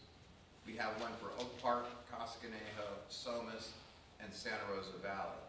And one of the things that we noticed was that the resolutions were all differed greatly. And it wasn't just in one area, it was in all these different areas where they were different. Now, one of the differences is that Oak Park, the MAC members are elected by the local, in what's called a designated area. And there's an outline of those precincts. Santa Rosa Valley, the MAC members there are also elected. In the other two, the MAC members are appointed. Okay, so that was just one of the questions that came up. But then also things like your powers and duties as a MAC. One of the things that Supervisor had mentioned is that when we looked at your resolution, it was so different from the other resolutions because it was only one item. It was around planning and land development. So all this began to get us, what is a MAC? You know, what is an advisory council, and where's the genesis of it? And so we went back, and so the government section code for this, and I'll go through this in the states in the policy doc, is California Government Code 31010.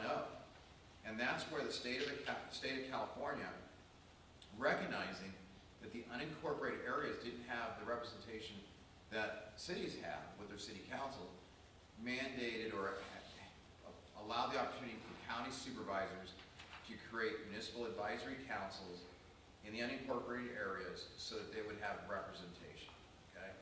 But it also spelled out the matters or what that scope that a MAC was to look at. So one, it says that they're appointed as advisory councils. It's in the name, it's right up front, but their sole purpose is to provide advice to the district representative that is over that designated area. The other part of it was, as part of the duties, it included the areas of public health, public safety, planning, public works, and matters of welfare. And so right away what we looked at is, in the Casa Conejo resolution, those other areas were not listed.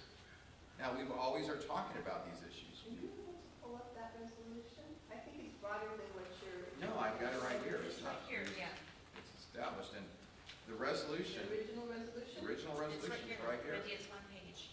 No, that's the newer That's resolution. the new one. This Yeah. little guy right here, Yeah. This is the new resolution, not the old this one resolution. says 2009 on it.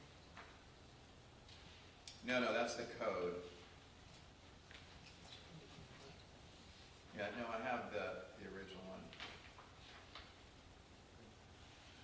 That's what it established. Originally. So when the inception of Casa Conejo came up, okay, here it is. It says, the purpose and duties of the advisory council, and this is for Casa Conejo, are to be a body, to take public input, properly notified notice meetings on significant county land use, planning, and public work permits and projects. That's it. That's the original documentation.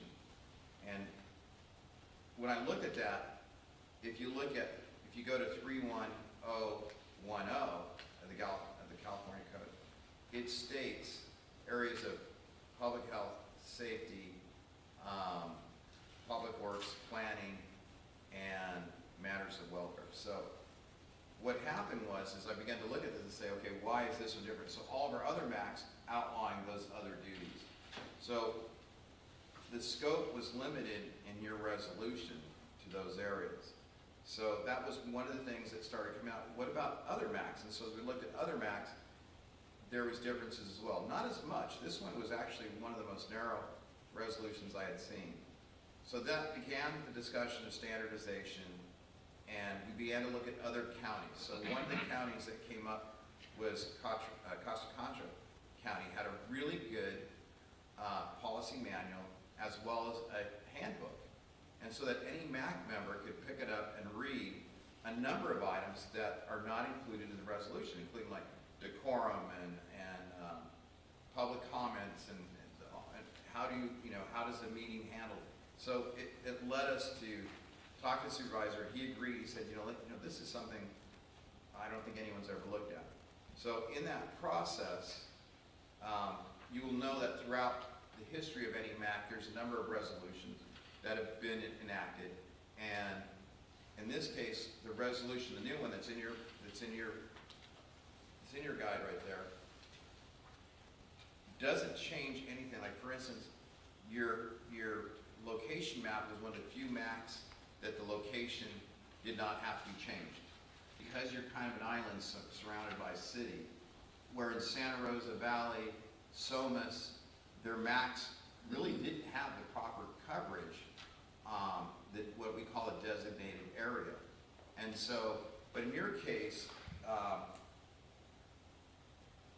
your precincts are timber 2-008, timber -2009, and timber -2010.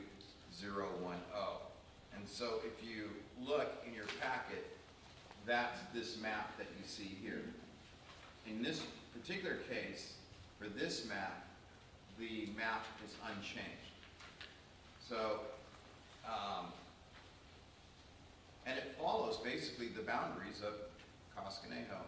But the way you define it, you can define it by parcel numbers, you can define it by precincts. And in this case, all the parcels were in the precincts, so instead of listing out every single parcel, we were able to easily do it by your precincts, since that had already been predetermined.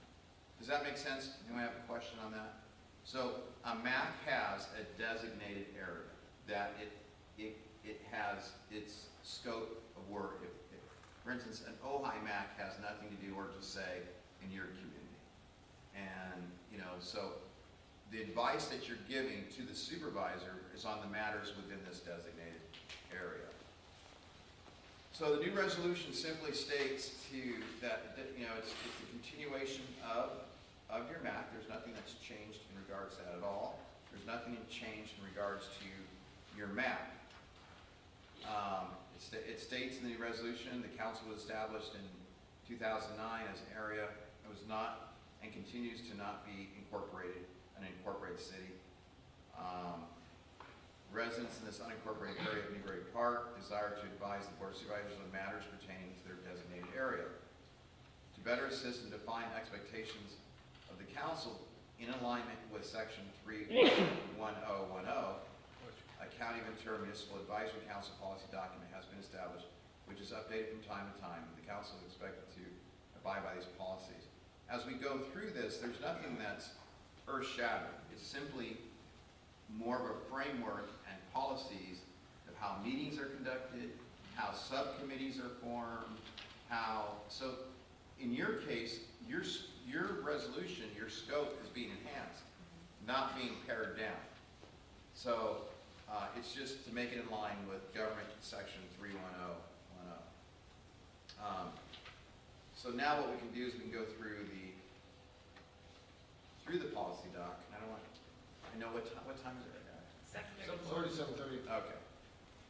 So the most important thing, and this is maybe my fault, and I apologize for this, and Member Scott Horn brought this up right away.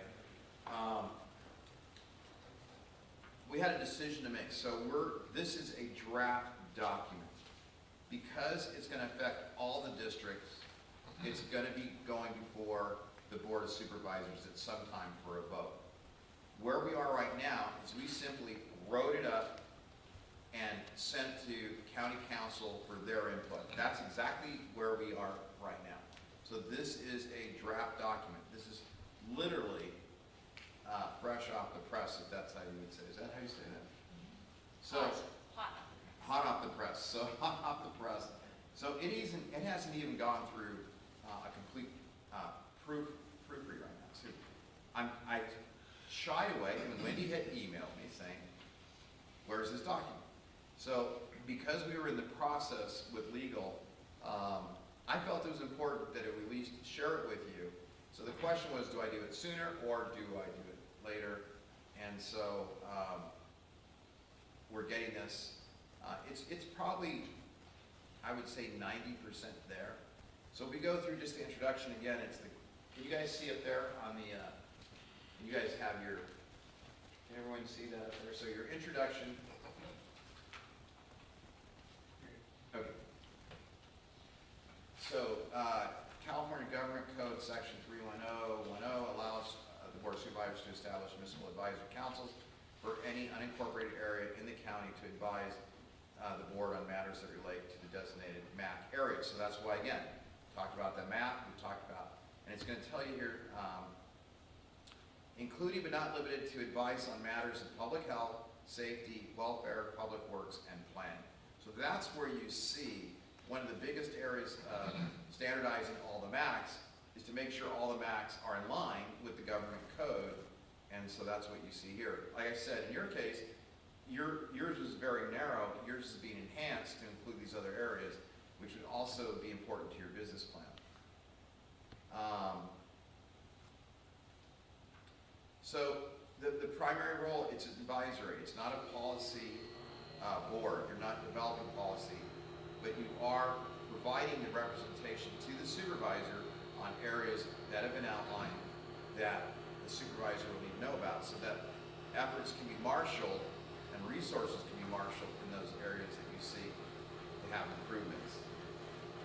So this policy seeks to establish a framework to manage the county's municipal advisory councils more effectively across all supervisory districts.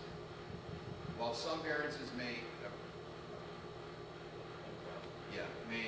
reflect inherent differences in the communities served by the parties of that district supervisor, a general framework for operating rules and procedures in MACs will ensure that MACs are effectively serving their advisory purpose to the Board of Supervisors, and specifically to their district supervisor, and successfully representing the concerns and recommendations of their respective communities. I'm not going to read this all. Again, this is, purpose of the MAC is to advise their representative district supervisor on matters concerning, and we've already gone through that before, public health, safety, welfare, public works.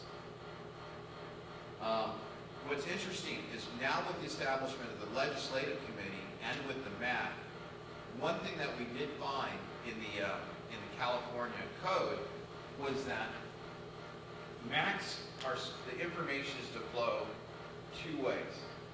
This meeting and this MAC meeting is a bubbling up. This is where we receive information that comes from residents and constituents to you, as well as you coming up with items that are important. So all that is a grassroots effort that comes up. That all then goes to the supervisor. We take our minutes, we then provide that, and we have, acted on a number of things. But on a long-term basis, what's interesting is the legislative committee, now that you have in place, is reviewing measures that are coming down from the Board of Supervisors that you now have input on. Or at least, like for instance, Deb saw a grant offer, Madam Chair, saw a grant opportunity with schools that were located where?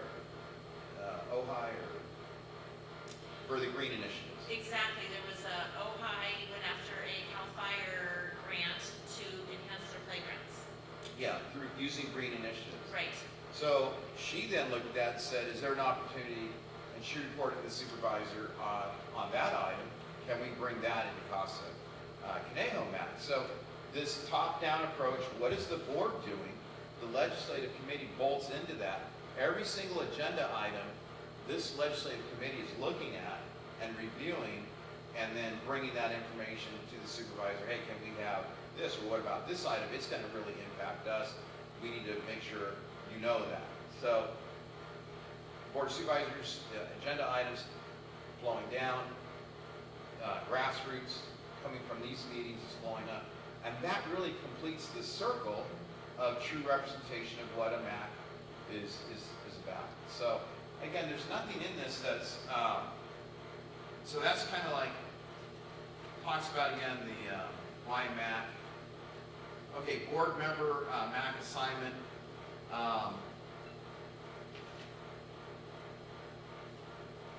So there are supervisory districts and boundaries. Right now, there is, you can see there's a list of municipal advisory councils. So we have the lion's share of the councils. You can see there the number for Casa Conejo is at District 2, El Rio, Del Norte, Oak Park, Oakview, Ojai Valley, Santa Rosa Valley, Satacoy, and Somas. Some are very active, some are not as active. So it's also interesting. Israel, was there a one for Lynn Ranch as well? No. Now this is very interesting. Lynn Ranch has never come to us. Now this is, I don't know why in the past there hasn't been. They do have a strong HOA, so maybe they feel that's enough. But they certainly could request for the supervisor to have a map. Other areas include Ventu. So these are all areas where someone, if constituents feel like they don't have representation, they can certainly come forward and ask them. And I still get calls from all of those areas, so it doesn't stop from, just because there's not a map doesn't mean they're not getting representation or help in matters, because they will call. But they don't have this platform. They do not have this platform. And I've always thought, I wonder why Lynn Ranch, because Lynn Ranch is a pretty large community as well. Yeah, sure, right, it's probably because of their HOA. Well, now that there's a policy document, they may look at that and say, hey, there's actually a framework for us to create a MAC that's reliable and consistent. Your oversized vehicle ordinance is an example of something that came out, bubbled up from a grassroots level from the residents here, and it was, Oak Park has one, and I believe Ojai, the other one has the other one. But I believe Somas is now, we're going to have to implement one in Somas and probably Santa Rosa Valley. Okay, in this case, there's a section here on MAC member appointments and elections. Again, this MAC, the members are appointed. So there's a section here on appointed MAC member policies. Should a member of the public wish to be considered for appointed role on a MAC, the individual must reside in and be a registered voter in. Now this is another area where it was all over the board. Some said you just need to be a resident. Others, you need to be a registered voter, and it's kind of all over the place. So this is an area here. This is actually one of the areas that is kind of, they're still researching on this one. It makes sense, for instance, an elected body, right, that you be a registered voter if you're one of the MACs that has an election. Maybe it's a little different for an appointment. So this is one of the areas that they're currently looking at. For a scheduled vacancy, the appointment term shall be, 4 years unless removed earlier by the Board of Supervisors. MAC members are required to review, be familiar with, and comply with the open meeting provisions of the Brown Act. We do operate by the Brown Act. MAC members are required to review the county's conflict of interest code, complete the training, and abide by the requirements. Many of you all filled out the Form 700. MAC members are required to abide by the rules set forth in the Ventura County municipal policies. So you go through, you can read through these. I don't want to go through every, word by word. The next section is elections, which doesn't apply, but you can read through that. Appointed MAC member termination. There's a code that goes with this one. But there are various reasons when appointed MAC members may be removed from their appointments at will upon recommended by the district supervisor, majority vote of the Board of Supervisors. It's very rare. MAC members should express their concerns about any inappropriate behavior by a MAC member to their district supervisor. Again, that's rare, but it's never mentioned. This was in the part of the California code. Goes on, if there is that situation, there should be written notice. Again, all these are just things that exist, but they were not written in a way that you could see what happens if this situation comes up, how do we handle it? So, management of unscheduled vacancies. And here's the different reasons. This is the Government Code 1770 that applies: death of incumbent, resignation, removal from office, ceasing to be a resident of that designated MAC area. You can read on, it goes on to those. Okay, MAC alternate positions. Not every single MAC had an alternate position. So that was another area of kind of standardization. Powers and duties of MAC officers. Each calendar year at the first meeting of the year of the MAC, officers of the MAC are appointed by motion and formal vote for each. This is for, again, the officers, for your chair and vice chair. Here's another thing. There's nothing where it's stated in our resolutions what are the duties of the chair and the vice chair and the chair pro tem. So you can see those there. Secretary. This is another interesting part. So I am the appointed secretary from the supervisor in this situation. Now, at other MACs, they had a secretary. The secretary is one of the MAC members. So I'm tired of doing the minutes. But you're doing a fabulous job. And you smile a little. When I read this one, I said, hey, man. So, The whole thing's recorded, so. yeah, I know. So. But there are situations where, these are some of the areas of standardization. MAC meeting, okay, another area. Some meet every month. Some meet every other month. We're actually proposing that they meet a minimum of 4 times a year. Looking at the possibility of having quarterly MAC meetings supplemented by ad hoc committees and subcommittees that are working on things like Firewise, the business plan, different things like that come up. So then what you have is the MAC meetings would be reporting on the activities of the subcommittees. So it'd still be meetings going on, but it's very hard at a MAC meeting to do a business planning session or to hold a Firewise meeting. So there may be a need that this board decides, maybe we should meet quarterly and we should supplement it with subcommittee. Now the difference, one of the things that we are spelling out here, which I didn't really, does anyone know what the difference between an ad hoc committee and a subcommittee? Ad hoc was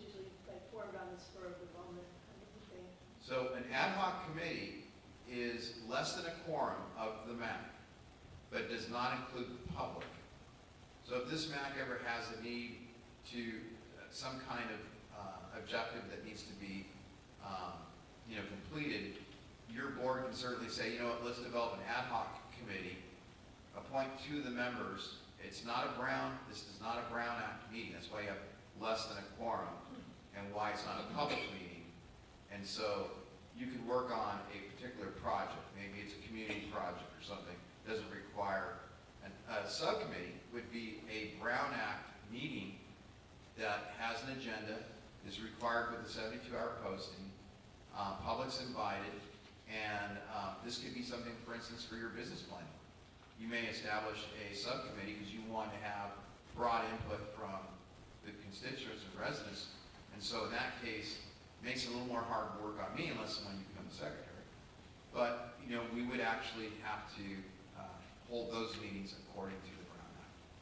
So that's something, again, that's coming out of this, writing this manual, that I think as members, as MAC members, you know that you have at your disposal.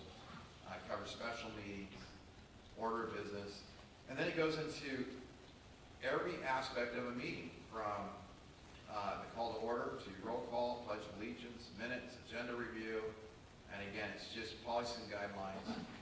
Public comment, it gives guidelines to how long the public comments are. If there's a lot of people that have to be at a particular meeting. In the case of SOMAS, we really had a hot topic on SOMAS farm housing that has significantly impacted residents there. And we've had over 100 people show. And in Oak Park, anyone guess what that item was? Pickleball. Pickleball. Hundreds of people came out on that. So as a chair, how do you handle when you have 150 people? They're all mad. One group wants it this way, the other group wants it this way. And so you have these 2 warring factions. So how is decorum handled in those moments? This gives you guidelines for that. It gives you guidelines if someone's out of order. What do you have as the authority, as the chair and the vice chair, to be able to conduct meetings in an orderly fashion? So this was not, none of this existed anywhere. And so it wasn't in the resolution, it wasn't in, so some people may know it through, Robert's rules, but again, it wasn't spelled out. So you can see as we go through this, again, not to go through all this, you guys can read it. It's in draft stage. Any of your comments are encouraged. And it talks about your council comments, regular agenda items, adjournment, motions, how do you handle a motion, votes, max subcommittees, procedures of rules of debate. This would be among yourselves on the dais. So if there's an issue that comes up, there are rules of how you conduct those, starting from being courteous, not, you can see some of these meetings in the past. I don't know if you guys ever knew the city council meetings at Thousand Oaks used to be, what was it called, Drew? Tuesday night fights or something? Tuesday night fights. And so, so these are rules, again, just interruptions, points of order, point of personal privilege, limitations of debate, and now we get into rules and guidelines of decorum. One of the interesting things that we've talked about, which is, I had this discussion with county council this week, because I didn't understand in some of this language why she was eliminating it from public comments, including things like profanity, right? Versus in rules and guidance of decorum, where it was included in profanity and issues. And she said, here's the difference. Public comments, First Amendment rights, it's pretty broad. And the last thing a MAC wants to do is get in a situation where they're limiting public comments. That's very, very important to understand as a MAC board. However, when it's outside of public comments, when that's over with, and you have disruptions and cussing or hissing and booing, things like that outside of public comments, and it becomes disruptive to a meeting, then that's handled differently. Does everyone get the difference between those two? So free speech comes in when you have those 3 minutes or whatever allocated you. You can come up as a public and, you know, she really encouraged, it's, you don't like to hear it, but if someone is mad and they're cussing, as long as they're not making it intentional somewhere, there's not threats, you know, you allow that discussion to go on. So she really pulled a lot of that out of there, but in areas where it's just becoming disruptive and people are cussing and they're not during that moment of public comment, it's more of a matter of order, that's where you can contain that. So does everyone kind of see why this policy manual, is it helpful for you guys? Oh, yeah. And as we go through it, again, there's time for us to get input from you on this. This is why I want to get to you now, because it's in that draft stage. First is addressing the MAC, the way they're to address the MAC, members of the audience. Again, maintain decorum. MAC training requirements. This was something that was in Contra Costa, but not in ours. That there should be, now we have gone through, now you guys are new MAC members, I'm actually lining up Brown Act training with legal right now. A number of you have already gone through that. But there's other training that maybe we bring in training modules on other things. So at the end of the year, one of the things that we're looking to do is provide just a brief report on all training records. So what members attended, you know, Brown Act training, what other training, because there's different training available through the county as well. So it's just an area of opportunity to look into that. MAC external communications, what can you do as a MAC member and not as a MAC member, kind of goes through that and explains that. MAC annual reports, including work plans. That's what I consider our 3 to 5 year. And then lastly, MAC boundaries, which really are defining to the area that you have scope in. The last item is termination of a MAC. The Board of Supervisors may, at sole discretion, take action to terminate, dissolve. Again, some MACs are not very active. You know, they haven't had regular meetings, and some MACs have trouble with some of just even providing minutes, things like that. So, you know, a supervisor may decide, say, you know, this MAC's really not, you know. So one of the actions, which would be very rare, is you can do termination. Again, draft stage, information for you to read this, provide some input, send me some emails, so that you can have, you know, your input and say, maybe we missed an area, or maybe you think, you know, I don't agree with that section. The point of this is more communication is better. And so the purpose of this document, the supervisor said it tonight, line us up with the state, standardize across the county MAC operations, and provide a useful tool for the public and for MAC members to be able to use and your policies and your governance. Oh my gosh. All right, let's see, what else do we have? Do all of the MACs now utilize Drew in this video format? No, what's interesting, good question. So during COVID, Zoom regulations were really reduced, and that was, but after COVID, what happened is State of California, I think 2023, reinstated some of its regulations regarding Zooms. Reason why is there was a lot of a Zoom, what do they call it? It's where they basically come in and crash. Zoom bomber. Yeah, Zoom bomber. And then issues that where you have live streaming, you don't have that. And so our county board of supervisors went to, you know, has always had the live streaming. So we thought, hey, why don't we do that? So this is a way for people that cannot attend meetings. They can view, they can still email us, they can participate. The whole point is to encourage the participation. Other MACs, to answer your question, we're the only district that's doing this. So, and poor Drew, we have to set this up. It takes us an hour beforehand, and we have to take it down. And then tomorrow we have an event that we have to go. So there's a lot to do this, but it was a part of that the supervisor wanted to make sure that we're getting feedback and participation. So it would make sense then to incorporate something that mentions the broadcasting for MACs that are doing it in this manual? Excellent. Absolutely. This is why I wanted to get it to you now, because you know what? That wasn't even thought of. Absolutely. That's really good.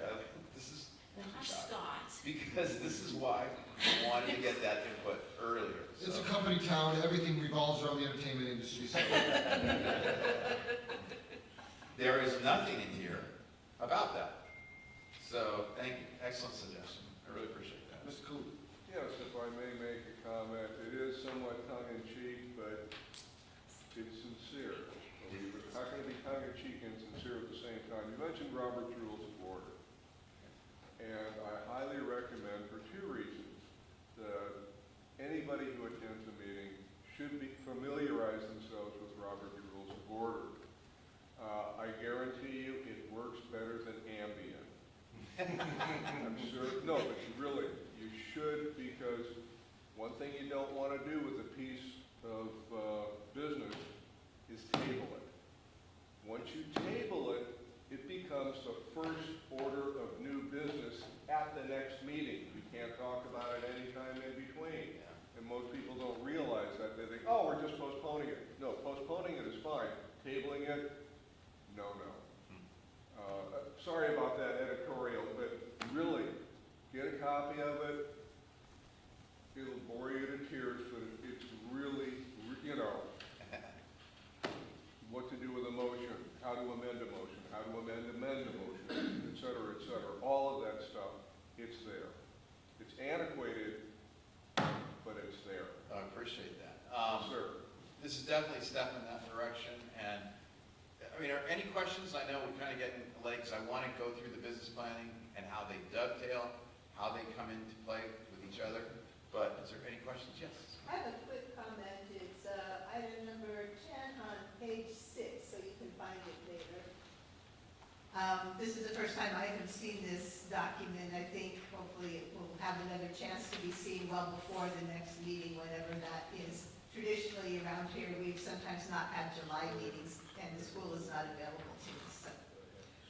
But item number 10 says, MAC member's term shall be coterminous with the term of office of the district supervisor managing the MAC. Appointments need to be made within 60 days of the beginning of the district supervisor's term. I don't like that because it makes it political.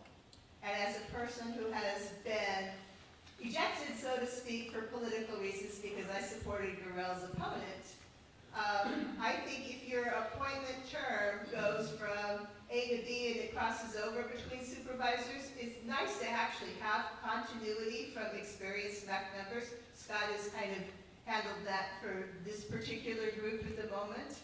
But you lost experience and people because of political reasons, and I don't think the MAC should be political. They've always been community focused and community oriented. So if you're appointed from, 22 to 25, you serve your term from 22 to 25, regardless of who the supervisor is. So that is a change I would make.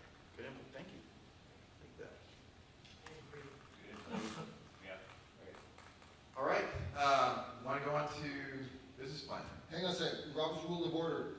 If I'm correct about this, in Robert's Rule of Order, you are needed to make your motion before there is discussion of things. This is not, you're voting on this one, though. No, I know, but I'm just saying, in Robert's Rule of Order, when procedurally wise, whenever we do anything, it's often considered appropriate to make your motion before you have discussion.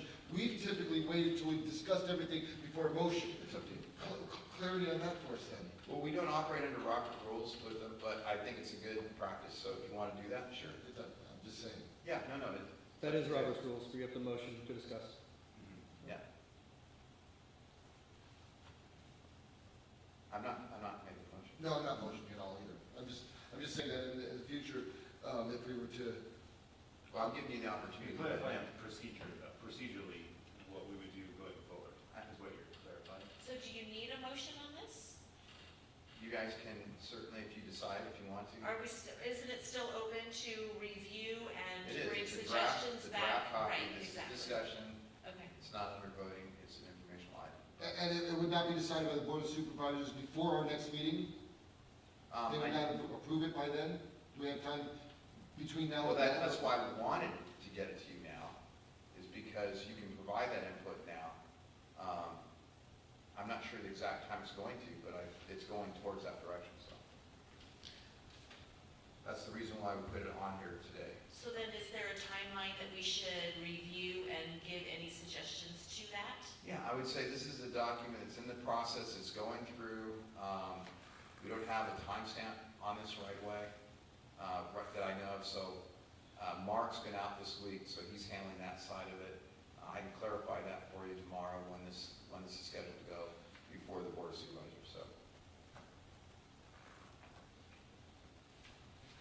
This was informational for you to provide input so that as it's going forward, rather than not provide it and not show you, then so. And our next meeting is not until July 11th. And Wendy's point, I'm actually looking at two different meeting locations. One would be if I can get into Newbury Park High School, which we've done in the past, and I have someone over there that may. I'm also looking at potentially having it at our offices in what's called the Acorn Room or one of the bigger rooms over there. So I don't want to not have a meeting. We've also done it at the Fireside Room in the Borcham Community Center. That's one of the places that was done a couple times too. You guys, I mean, you prefer to meet, correct? Yeah. Okay.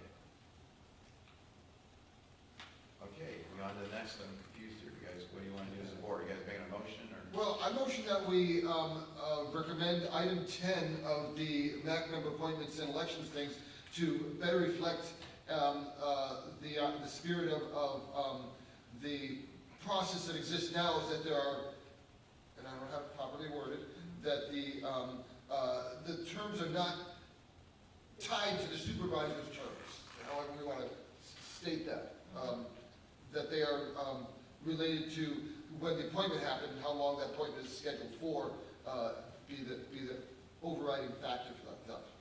So the word co-termonious is the one that we need to massage. Now, Yes. the way you have to look at this too, the other side of it is if you were the supervisor, so you have to remember you've been elected by the community, okay, and you're coming in.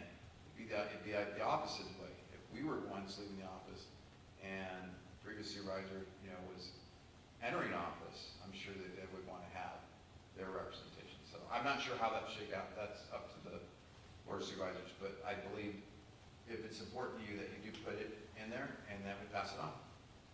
You may want to include something about staggered terms, No, because staggered I know terms are in there. everybody, I just got this tonight, so I have not had my fine tooth comb available, it's been split attention. But we do have staggered terms on the MAC. A lot of you guys are all new, so your terms will be a little bit more Staggered. exciting. Yeah. But the goal was to have, about half the MAC newer and half the MAC older, at least term-wise, although there's always been a lot of, reappointments happening. I'm going to ask you a question going back to the other. I know you were supportive of it, and this is not ideological. This is not my role. But the question would be, let's say, election coming up, the candidate you were supporting comes into office. Would they not want to have those terms associated with their term? So you've got to look at it both ways, not the current situation, but you could be writing, you could be putting something in there A lot of the time, that would hurt you. has struggled to have membership.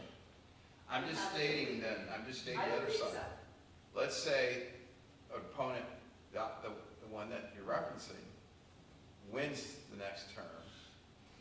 Wouldn't they want to have their representation? So I'm just saying, I think most before you put that into a motion, I want you to understand both sides. No, what I'm saying is, I think the existing MAC members should have an opportunity to consider. I was excused from service because my term happened your term ended. without so much as a by your leave, not one single conversation with the supervisor. There was no outreach to me, whatever, it was just, your term expired, you didn't happen to get rushed through for an appointment before your But your term election. expired.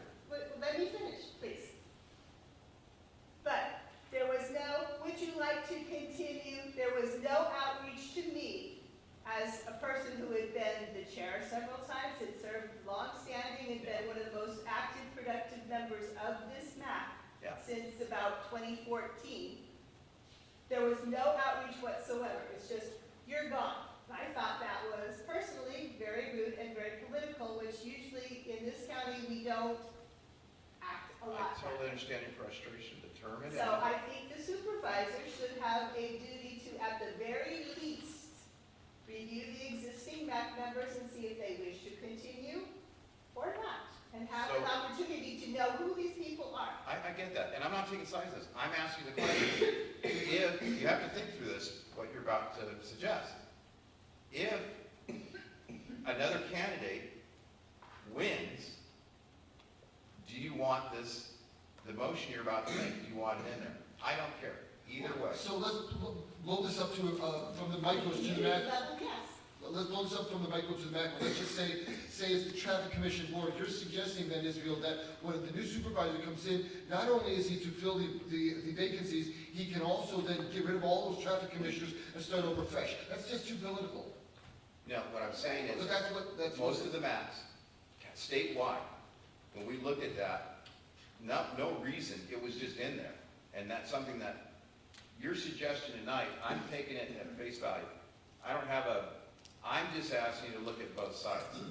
Because what you're making as a motion, which is a suggestion, you're doing exactly what you're doing it as a MAC group, which is you're providing advice to the supervisor. So the motion has validity from that standpoint. I'm not saying not. All I'm stating is, before you do make that motion, and look at it in the context of changing environments.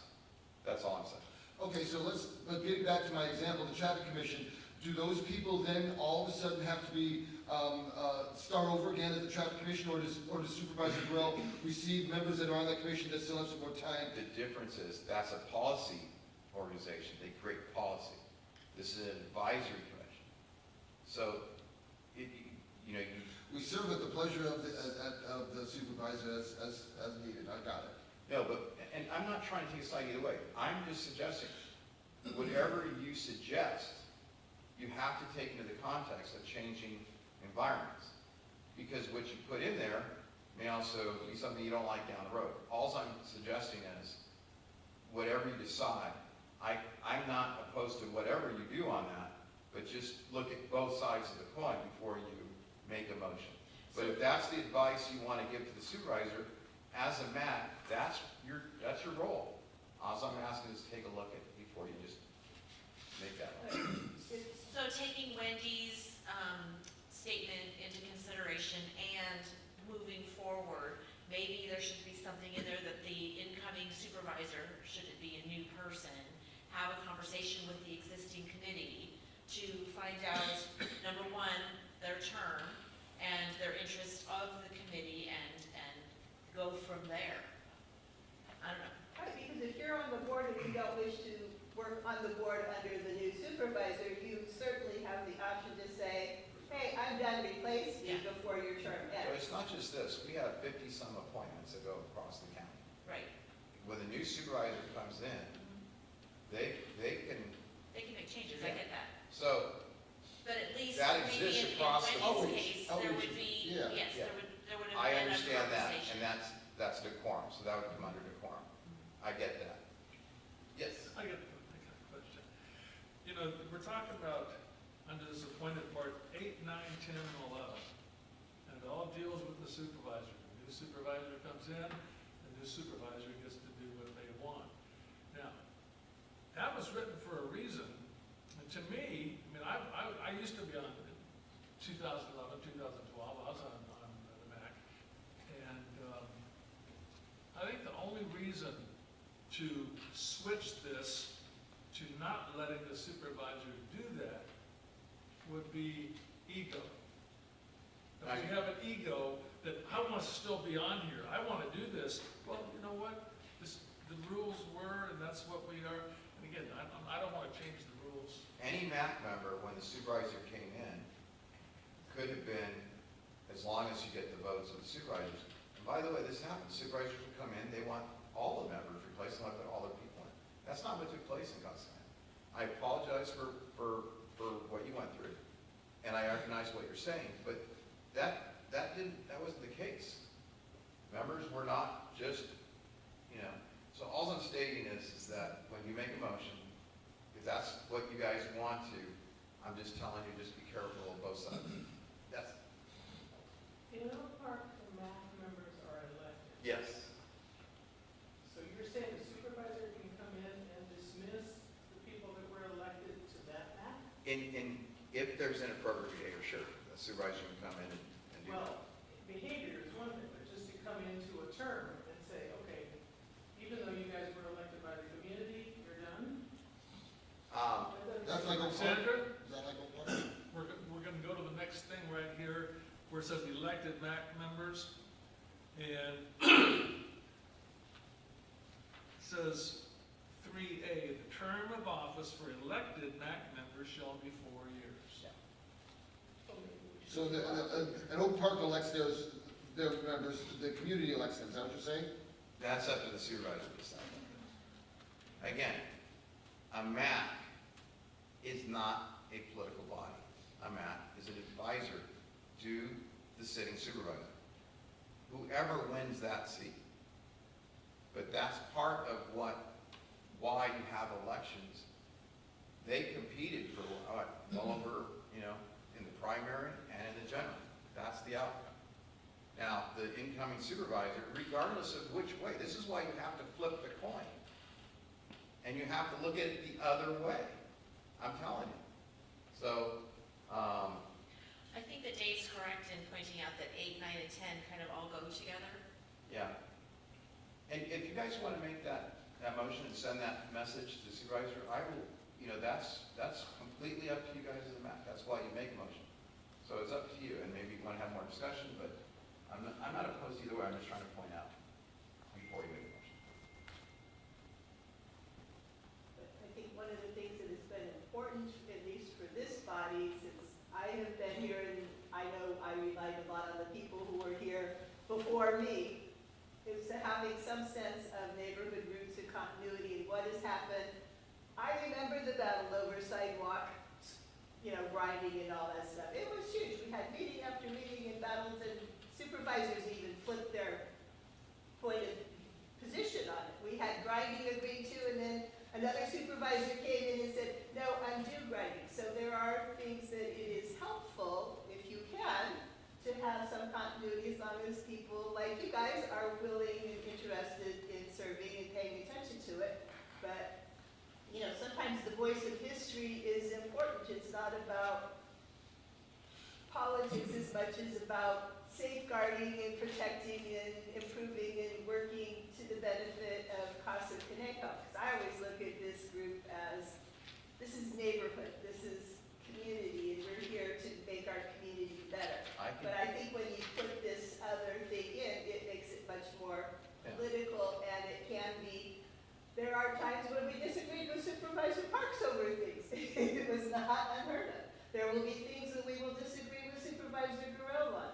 But when you make it a political appointed, a power thing, we're not that big an organization, we're not that big a community, so I think we should have the ability to have some continuity regardless of whether Supervisor A appoints you or Supervisor B. When your term gets done, well, then you're at a point where you and the supervisor should talk about whether you want to continue or whether you want to be done. That's a communication that I think the supervisor should. But who makes that choice then, finally? Is it Well, at the you, end or of is it your the term, supervisor? at the end of your term, ultimately, it is the supervisor, but at least you're serving the term. You're not at a whim just because the supervisor that likes you and put you in power didn't Flip the stay. coin. You're less than 2 years away. Okay? So I'm just telling you, before you make that, it's a slippery slope. But, you're making a commitment to serve from, year A to B. Each one of you has made that commitment that that's your intention to be able to do that. I can tell you this, in the interviewing process with the supervisor, not everyone here has the same opinion on anything. That's not what he driven. It was not topical by which he made decisions on. And because I know where I was in those interviews with, he made decisions more on character. So I can tell you right now, there are people now, new members on the MAC, that aren't necessarily, was not topic driven. And so I think the system still works in some ways that it wasn't politicized. It could have been, that the supervisor is not active in that regard. So, it was politicized in terms of releasing prior appointees. No, the terms ended. Let's make that clear. The term ended. But there was no consideration of whether. That I understand. That I take into. That is. Yeah, and I acknowledge that. What I'm saying is, So I think there, yeah, needs to be something. I'm not complaining about those of you who are kindly serving our community. That's not my issue. no, I understand. Good input, though. Okay, guys. If you want to go with that, that's fine. Just put it in there. You might want to think about it. You may want to think about that one. Bring Yes, it I back up agree. in July after you've had a longer look at all of this I will stuff. carry that no matter what. If you want to I do this do motion. like the suggestion of Scott's of adding the recording of the meetings in here. I think that's important. Okay. We'll go ahead. That's. Do you want to do this motion? Yeah. Can I have a motion to add a statement about recording of meetings to this, what is it called? Municipal Advisory Council Policies. We'll make a motion to recommend. Recommend. The addition of what? A recording component that allows for the broadcast of the MAC meeting via your Facebook Live or whatever it is, and that Those policies. those policies are consistent with whatever the board has with their existing, broadcast policies or such. It's probably a big section by itself, just because it's. I would just say, so as I understand it, to make a motion to include policies regarding live streaming, social media, that they're consistent across the county. That'd be, That's fair reading of it, of the thought. That's correct. okay, is there a second? I'll second. On the other issue, and the other item? I still have my staggered terms wording for item 10A, a motion for that. I think that the idea of following the terms of the existing MAC members, That they would not be, what's the word? Coterminous. Coterminous. that Yeah. They would be. the staggered, the timing of the MAC members' appointment would not be related to a new supervisor's There's election. two different things. It's one, the staggering has to occur because you want everyone up. That's normal across the board. So staggered terms meaning that, three of you are 1 year, and two of you another year. That's different. What you're saying is that no matter what, they would not be, what's the word again, Brendan? Coterminous. Coterminous? So we just eliminate that. So is what eliminate we're the doing. word coterminous. Coterminous. We just eliminate that from volume, from the policy.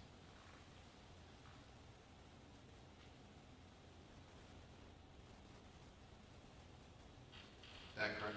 Yes. Second?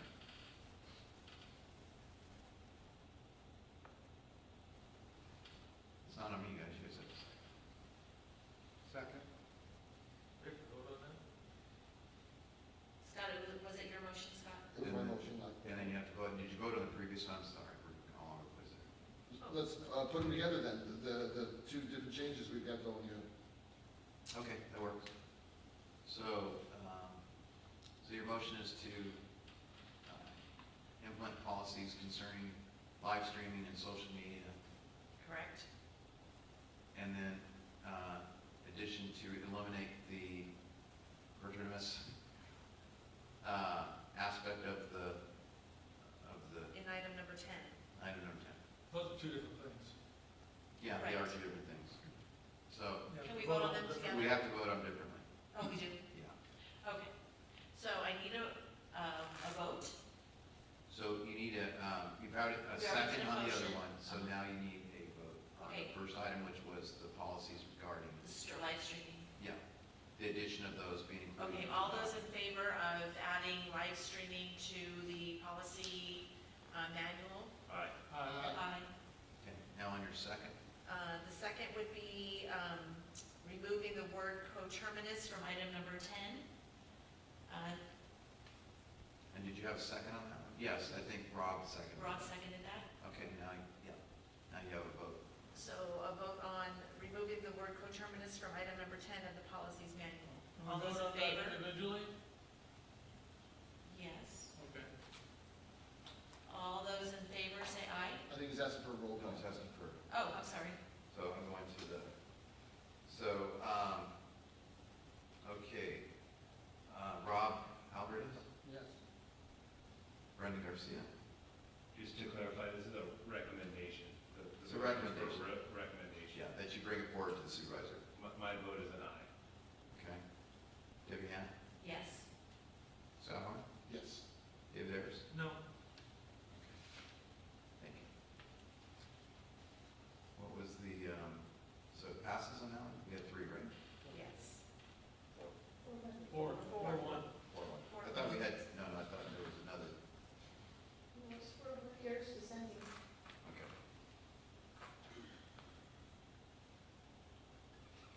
Okay. Are we ready to go on to the next topic? Yes. I'm going to ask if we can postpone, just in the interest of time. Okay, do you want me to at least introduce what it is, and then we'll table it, and it'll be the first item on the next? Yes. Okay, so the idea is to, which we'll discuss at the next meeting,